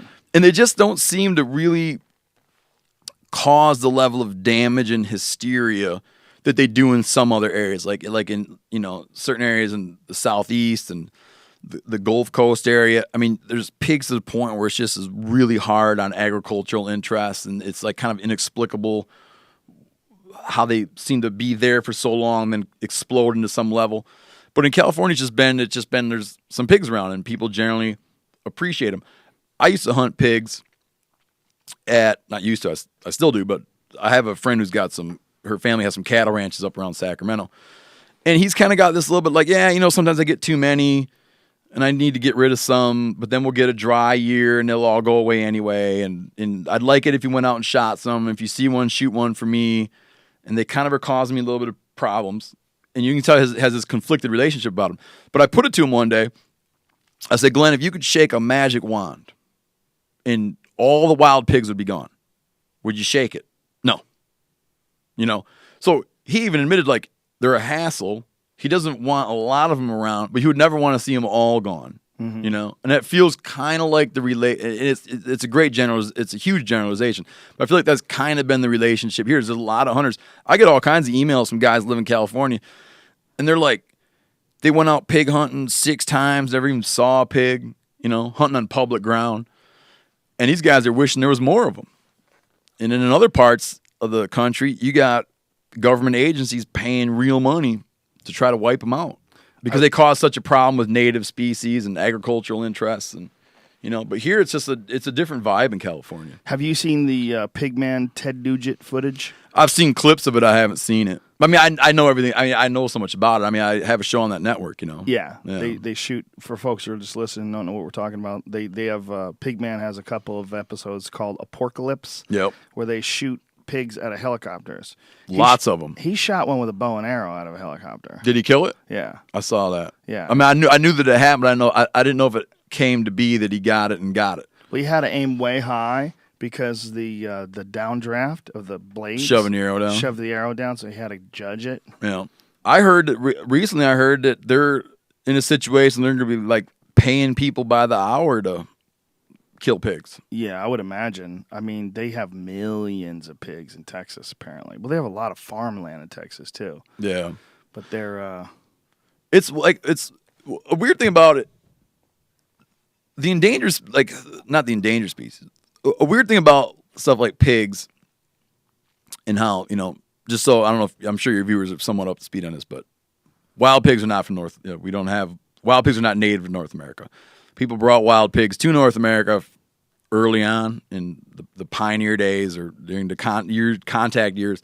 They brought pigs to North America from they're native in Eurasia, brought them here as a food source. And they would keep some in pens, and other people would have a practice where you'd go into an area and you'd just kind of turn pigs out. They wouldn't scatter too far. They'd fatten themselves on acorns and mast and grubs and various things. And when you wanted one, you could take your rifle out and find a couple and shoot them. And it was a way to produce meat where you weren't needing to provide it with all of its feed. It was just a very sturdy animal that could fatten itself on the land. And inevitably, these pigs would get away. So we've had wild pigs here about as long as we have had Europeans here. Another version happened later where people brought them in as a game species. And when they would bring them as a game species, they would bring them in from, like Siberia and other areas where you still had the original stock. So the original Sus scrofa was like what we call the Eurasian wild boar. They had been bringing in domestic versions that had been bred off the Eurasian wild boar, and then people brought directly in the wild boar. Now, if you look for a parallel with cattle, like the ancestral cattle was an animal we now call the oryx, but the oryx went extinct, so we lost the wild version but retained the domestic version. With pigs, we had the domestic version that we humans created over long, tens of thousands of years, coexisting with the wild version. So people brought wild ones. They brought some to New Hampshire in the late 1800s, early 1900s. They brought some to California around that time and kind of put them out on the land as a thing to hunt. And in time, we now have populations that are of domestic stock. We have populations that are of Eurasian stock, so they look like a real souped-up European wild boar. And we have populations that are various hybrids, so they demonstrate different degrees of it. And they've been around a long time, and in some areas there's way too many. The trouble with the one troublesome thing that happens to me, and again, it's as complicated as shooting rhinos to save rhinos, is that we've had over the last, 150 years, we've been developing like this set of ethics, like what are acceptable practices to use when hunting. And we made a general determination that certain things aren't acceptable. Like, we don't jacklight deer. Like, you can't use spotlights to go out and shoot deer at night. And we've built up these rules because we have ideas about what's sporting, okay? What's the elements of fair chase. Also, what leads to too much harvest. So if you make it too easy to go get animals, then you're going to have shorter seasons. You're going to have fewer available tags, And so they kind of balance technology to sort of make it that you're going to have whatever success rate. Like a lot of elk hunts, only 10% of the hunters that participate in the elk hunt are successful. 90% are unsuccessful because we have rules in place that make it difficult to hunt. There's so many pigs now in some places that we're like discarding a lot of in dealing with that species, we're discarding a lot of the notions that we've held deer. Like, you would never go out in a helicopter and shoot deer. It just would never be legal. It would be frowned on by everybody in the hunting community. But with pigs, it's like an exception because it's a non-native animal that we want to get rid of. And so it really is like it becomes kind of a cloudy issue. Like, where we're doing these like big game hunting practices that we worked hard to get rid of in order to save North American wildlife from the pits where we had driven it in the early 1900s. And now, like, all these like ethical practices are not really applicable to this animal. So you see some things and see some things happen, and like your initial reaction is to be like, oh man, it's just like ugly, it's ugly. But then you go like, but it's a really complicated situation. There's a ton of pigs causing a ton of economic damage, and it's really putting a hurt on people, and it's putting a hurt on native species too. You know, like Hawaii lost ground nesting birds, many species of wild ground nesting birds because of pigs and rats, introduced species. They just ate the eggs. Yeah, and pigs are really hard. There's rare bird preserves in Florida where the number one problem they have in those preserves is pigs eat all the eggs. Wow. Because these are ground nesting birds, and the pigs just vacuum them up. So you bring these practices that strike someone who grew up in the American hunting tradition, and it's like, ugh, man. You know, I've even engaged in some things like I've done to pigs. I've done things to wild pigs that I wouldn't do to any other animal. Like what? I mean, like running with dogs and killing them with knives and digging them out of holes and chasing them into little fenced enclosures and killing them in there. And, it's like, they're a legitimate, honest problem. Your last show that I watched last night, actually, you had a pig. It was a whole head to hoof wild pig cooking special. It was a really fun special, very interesting and very educational. You want to hear the story of that pig? But yeah, the pig had his balls removed. Yeah, so this is crazy. I'd gone down to Florida hunting turkeys, and we have the American. There's like multiple subspecies of the American turkey. So we have it's all one species, but there's subspecies or varieties. You have like the eastern wild turkey in most of the east. The Osceola turkey, which lives in the south half of the Florida peninsula. Then you have the Rio Grande turkey, the Merriam's turkey, the Gould's turkey in northern Mexico, southern Arizona. And if you're like a turkey geek, you might want to try to eventually have the experience of hunting all turkey subspecies. I had kind of accidentally got 4 of them, and I realized that I wanted to go to South Florida and have a chance to hunt Osceolas. So I went down to hunt Osceolas down in the swamps down there. And we're down there, we run into these guys who hunt pigs with hounds. What their setup is, this guy has a big cattle ranch, and it borders a rare bird preserve. And the preserve, you can't even walk around in the preserve. It's most of the preserve is closed to any human visitation at all. Like, you can't even take a walk through there. But they have a guy who's like a full-time pig hunter in there. He goes around and kills pigs as a way to try to protect these rare bird species and give them nesting opportunities. The rancher who likes to hunt wild hogs goes, and he usually kind of hunts along his border with the preserve because the pigs will come out of the swamps in the preserve and come up and hunt on his and root around on his land in the cover of night, and then retreat back into the preserve where they're relatively safe and hide out. So what he realized is he went through and put this fence in and put trap doors, one-way doors in his fence, so that pigs could leave the preserve and enter his fence, but then they couldn't get back out. It was like a fish trap door. So now and then, if he gets itching to go pig hunting, he'll go out at 4 a.m. and make sure all the doors are shut, like closes the doors up so the pigs can't get back through the other way. And then he knows they're probably somewhere on his ranch, and when he starts chasing with his hounds, they won't be able to make it back into their safety in the preserve. And when he goes out, if he gets a boar, like an old boar that's got his nuts intact, he knows it's not going to be a great eating boar because they run themselves, they're not like, they don't have a lot of fat. They're full of hormones. They're certainly edible, but not as good at eating. So what he'll do is he'll do something that benefits everyone. He will castrate that hog and turn it out because now that hog cannot contribute to the population. He's not a viable breeding member of the population. And if he catches them again, he'll have what's called a barred hog. Barrel. What the hell is that word? Barrel hog?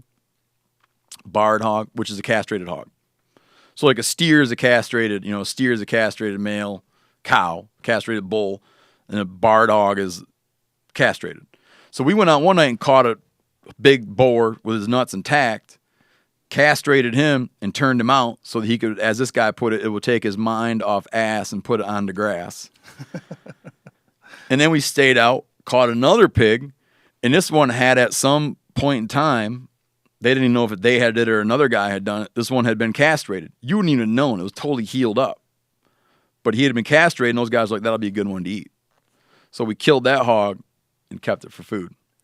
Wow. And we ate that thing from honest to God, we ate its skin as pork rinds.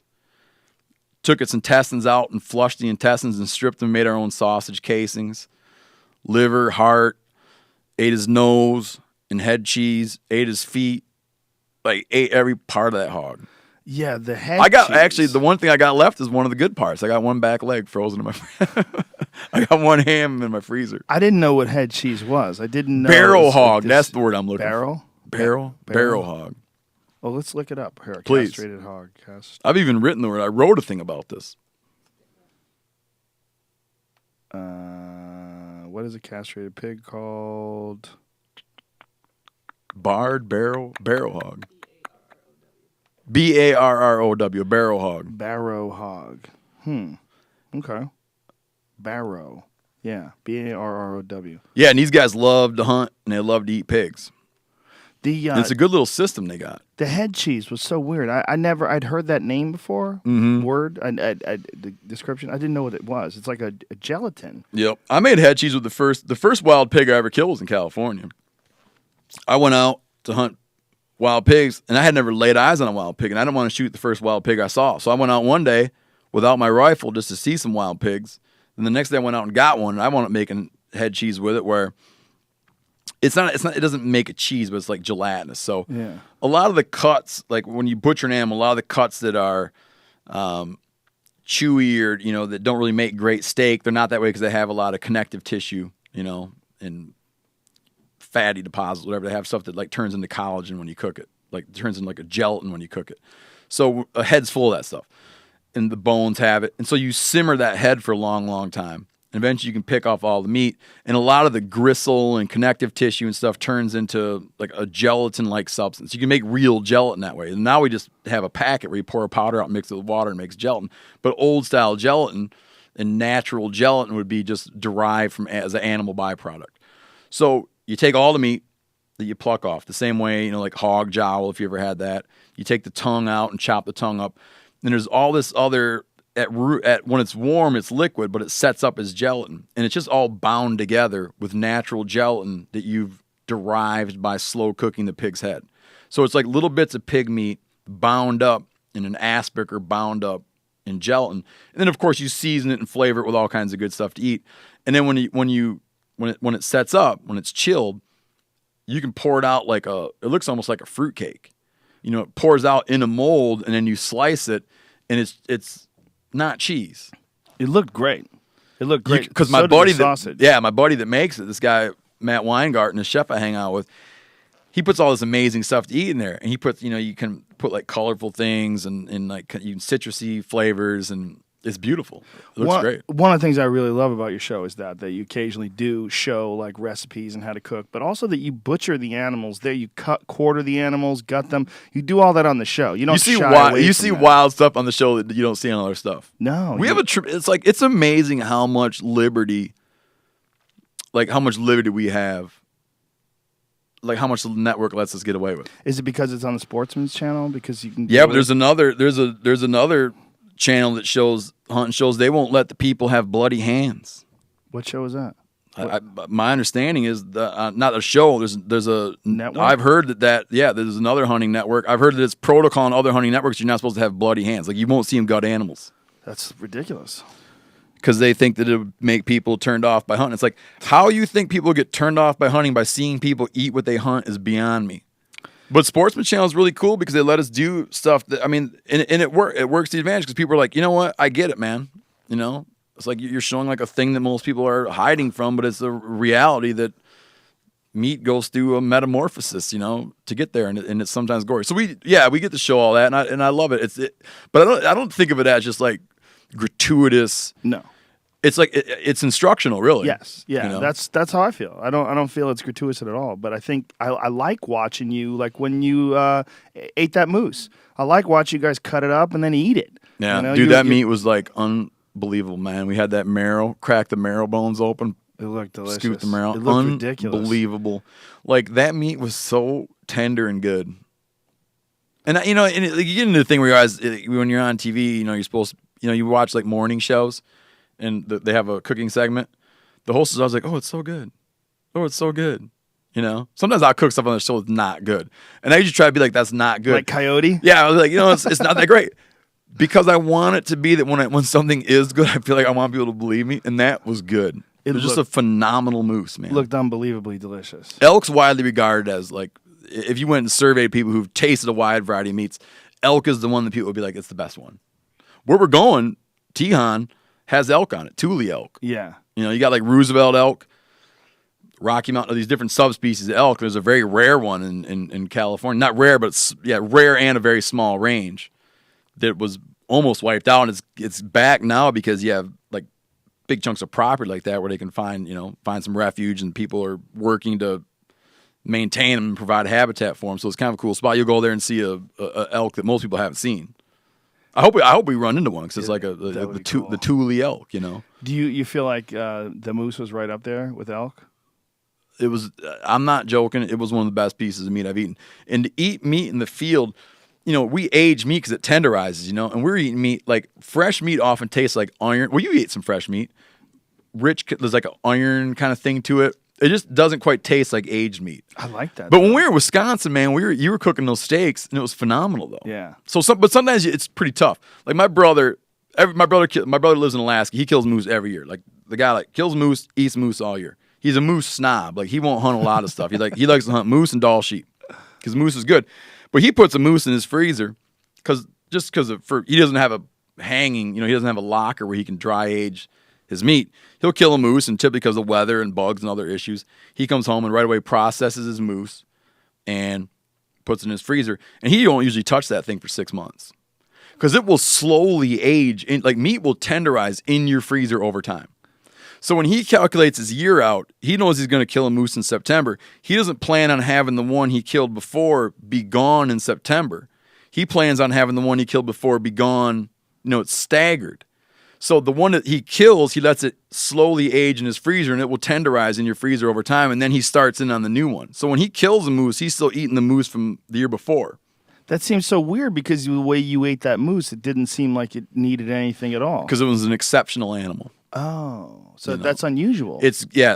Those animals, like most animals, especially males and bulls, like most animals, not most, animals benefit, like ungulates benefit from aging. No one ages. You don't age wild pigs. You don't age black bears. A lot of critters you do age. Deer, elk, moose, it all benefits. Those animals all benefit from aging. There's natural enzymes or whatever that the process is well understood. I don't understand it totally well, but it's well understood that you hang it and there's like a natural decay. I'll put ducks. Like if I kill a duck, I'll gut the duck. If I have like a wife or if I have a girlfriend or whoever doesn't want it, or what am I trying to say? Forget it. I'll gut the duck and put it in the fridge. Now, I might need to put it in a paper bag because someone might not want to see the duck every time they open the fridge. But I'll roll it up in a paper bag so it can still breathe, and I'll put it in my fridge, and I'll leave it in there a long time. I might leave it in there 10 days. And that meat gets to where you could scrape it away with your thumb. The inside, the gutting is where you've gutted the bird might start to even smell a little off, but the meat is getting just perfect. The flavor enhances, it gets more tender. It's just like aging, And so why was that moose so good then? I don't know. Just what it was eating? It's just good. I've had we had a great piece off. We're eating like kind of like the most tender part of the rear leg, but it was just a great animal. There's so much variability. Like that's one thing about being a wild game chef. And I don't know. I'm a wild game cook. I think chef sounds a little more formal, but I'm a wild game cook. And one thing about being a wild game cook that's more challenging than being a regular cook is you're dealing with so much variability. Like you get some great chef and he can do some amazing thing because he's got a purveyor, and when he buys a pig, it's like the pig ate this for 72 days, and then we ate this for 14 days, and then we killed it on this day and chilled it at this temperature for these many days. And, and every time he buys a pig, the pig comes in his kitchen or his restaurant, and he just know what it's going to be like, Animals, you don't know what kind of, there's age issues and what kind of trip they've been on. There's all kinds of variability. So you learn how to kind of control that and sort of bring the ingredients into line because some animals are good and some animals aren't. I shot a mule deer one time that was just it was just disgusting to eat the thing. And then you get another mule deer and it's like, that is so good. That one was delicious. That's what I'm saying, man. And then some, it's like you don't know what they've been up to, or there's just a lot of mystery with it. But that moose was a phenomenal moose. I've also had my buddy, he was my buddy. We had a falling out. I used to hunt with this guy. He killed a moose. He brought the meat over.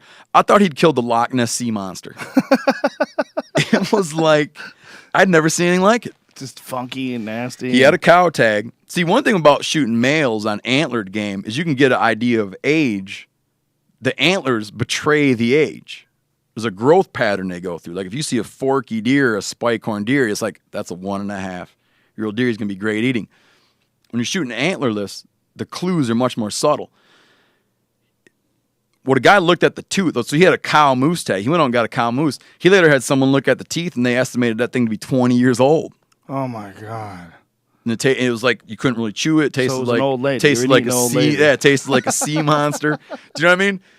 Because it's really hard to tell. There's like guys that really know their business. Like Doug Dern in Wisconsin. Doug Dern can look at a doe, tell you how old it is. Yeah. He's looked at so many damn deer. He's looked at so many deer that live on his place that he just knows like what their groove is. Isn't it a weird sort of a symbiotic relationship that those deer have to farmers? Like it's almost not really a wild animal. No, Canada geese, crows, white-tailed deer love people. Yeah, when we were at Doug's place, I mean, first of all, what a fucking great guy he is. I love Doug. Man, he's one of the love best. That guy. He's one of the best. And I love just his like place. a big. Awesome I don't teddy say bear. this about many people. I don't throw this around lately, but I was like, he's a big-hearted guy. Yeah. Do you know what I mean? Yeah. And I don't it's not something I really think of when I'm describing other individuals. Yeah, no, I'm so glad you introduced me to him. He's awesome, and it was so cool. Me and Brian Callen staying at his place, and that he let us do that and film the show there. And god damn, there's a lot of deer up there too. Jesus Christ! I mean, we didn't see a lot of big bucks, but god damn, we saw a lot of deer. And I told you about this, I think, or he did. When he was a kid, if you saw a deer track, you ran home and told your parents. Wow. There were no freaking deer around. Well, they've fucking grown in population. We saw 16 the first day, right? We saw about 16 deer at least. But I mean, it's just that's like a real deery spot. But they do have that's the Deery. perfect word. They have a symbiotic relationship. White-tailed deer have really are one of the winners when it comes to development issues. And then our good friend the mule deer, which is to me like it's a more romantic kind of thing. Mule deer, and some people will be like, "Oh yeah, but we have mule deer in my yard all the time," and I know, but generally they don't do as well. They don't do as well with fragmentation. They don't do as well with kind of the stress. They have some things they like to eat, and they're kind of wed to those things they like to eat. And whitetails are like, hell yeah, mow that down, I'll eat corn. They're just like they're always going to find something. And that place is just like a deer culture down there. Well, there's a lot of places like that in this country. Oh, yeah, all over the place. Farmlands, right? Like Illinois, Iowa, Kansas, a lot of farmland, a lot of crazy white-tailed deer. Yeah, you got way, way, way more white-tailed deer than you had at the time of European contact. Way more, right? Yeah. That's nuts. But still, if every dude in America went out and shot a deer, we'd be running like a 200 million deer deficit. Really? Oh, yeah. Wow. So when people say to me, like, so you think everyone should go out and shoot their own meat? I'm like, well, we really couldn't. We'd run out of critters. It's like it's going to always be like a fringe activity. I think it's always going to be a fringe activity anyway, as long as society keeps going the way it is. As long Oh, as no, I'm not worried. supermarkets I'm not worried. I don't stay up at night. One of my like goals, not a goal, but a thing I'd like to see happen is rather than, we could definitely have more hunters. And I think we need more just to have political clout to defend our lifestyle. But I also would like to see the people who have no interest in hunting come to through understanding kind of the mechanics of wildlife, start to recognize it as that hunting is legitimate, useful practice and not the opposite. I think people that pay attention do see that. I think for the most part, the real issue is that most people have this sort of periphery view of it. They don't really look at it. They don't get in there and try to understand, okay, what is hunting? What's going on with it? I know, like I said, my own personal transformation from looking at deer, like, why would you kill that beautiful animal? To, oh, you have to kill them. Oh, okay, I get it. To understanding what's going on. Oh, well, that actually keeps the population in check. Well, if you don't do that, they run out of food. Well, then there's, the massive strain on the resources, and there's no predators. Yeah, and wild fluctuations and... I didn't get it. I had to look into it. But when you do look into it, the only people that don't get it are the people that don't want to. Whether it's for moral, political, whatever reasons, whatever bias you have coming into it, if you look at it objectively, I don't see how you could not get it.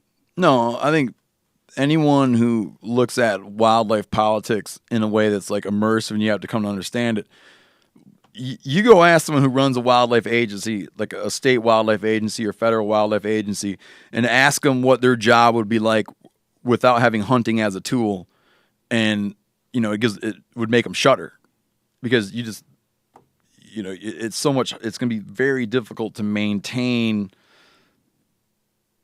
the kind of the portfolio of different species we have at the levels we have. You'd have to be open to having really wild fluctuations, having cycles of disease, and things that aren't as pretty. And also, why deny ourselves access to a renewable resource that generates so much revenue?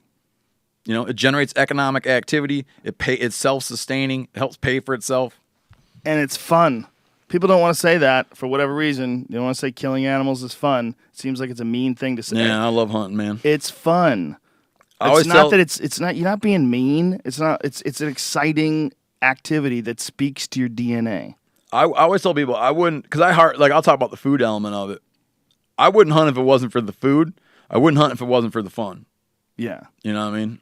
It's both. It's exciting. And you could watch the MeatEater online now, finally. You can pay for them. For the longest time, you could only get them on DVD. But now if you go to meateater.vhx.tv or go to themeateater.com, you can get them. They're selling them as a bundle. And Volume 4 is the bundle that the 2-part episode with me and Brian Callen in Montana. Or I should say Brian Callen and I. And if you use the code word Rogan. No, you shouldn't say that. No? Why's that? Just picture that you're saying it without Callen. What would you say? Brian Callen and I? No, picture you're saying me it. Callen? You wouldn't say it features I. Brian Callen and me? I would say Brian Callen and me, though. Well, yeah, picture what you'd say without the other guy there. Right. You would say me. You would say me, but you would say him first, right? Yeah, but I'm talking about the me-I thing. Okay. I was just saying I was just trying to put him first. first. You were worried about the sequence, not the pronoun. Yes, not yes. the pronoun use. Sorry. Yeah, you're correct, though. Me is the right way to say it. I fuck that up all the time. I don't even pay attention to it. I know the rule, but I don't care about it. I ain't concerned with it. You ain't? Volume 4. Use the code word Rogan. Get them all, though. It's a great fucking show. It's not just a great hunting show. It's a great show. I was saying it to my wife the other day while I was watching. I was like, this show, it's almost like I want more people to see it. I wish more people would see it, because it would open their eyes as to your approach. It's a more intelligent philosophy behind it. Like, you see all these hunting shows, like, well, I'll tell you what, there's a big buck came out of that wood. I'll tell you what, we shot him with that gun. I'll tell you what. You don't have any of that stupid shit in it. It's interesting. It's fascinating. You're a well-read, introspective guy, and I love the narration on it too. It's a great fucking show. Thank you, man. I like it. I would watch that show even if I wasn't in it. I would watch it. I do watch it. It's a great fucking show. You are in it sometimes. One of my favorite shows ever. And we're in my inbox right now is the first cut of an initial pass on the Wisconsin hunt. Really? Oh, it's coming, awesome. man. We had a good time in Wisconsin. That was a lot of fucking fun. We'll have to talk about that someday. Yes, we'll talk about that before it comes out. MeatEater.vhx.tv. And again, use the code word Rogan and you'll save $5. And Volume 4 is the one with Brian Callen and me. All right. You nailed it. Audible.com. Thank you to Audible.com. Go there, download some cool shit. Go to audible.com/Joe. Get yourself a free audio book and 30 free days of Audible service. And thanks also to Onnit.com. That's ONNIT. Use the code word Rogan and save 10% off any supplements. We will be back. We have a very full week next week. A lot of shit going on. Oh, boy. I got Neil Brennan, John Hackelman, and Peter Schiff, the economist, is going to be here on Wednesday. That should be interesting. What is the economist? He's expert on the economy. John Hackelman, trainer of many, many great fighters, including one of the greatest ever in Chuck Liddell. And Neil Brennan, our pal, stand-up comedian and co-creator of The Chappelle Show. All right, folks. We love you. And Steve Rinella and I are going to go bring home the bacon. Literally. See you soon. Big kiss. Mwah.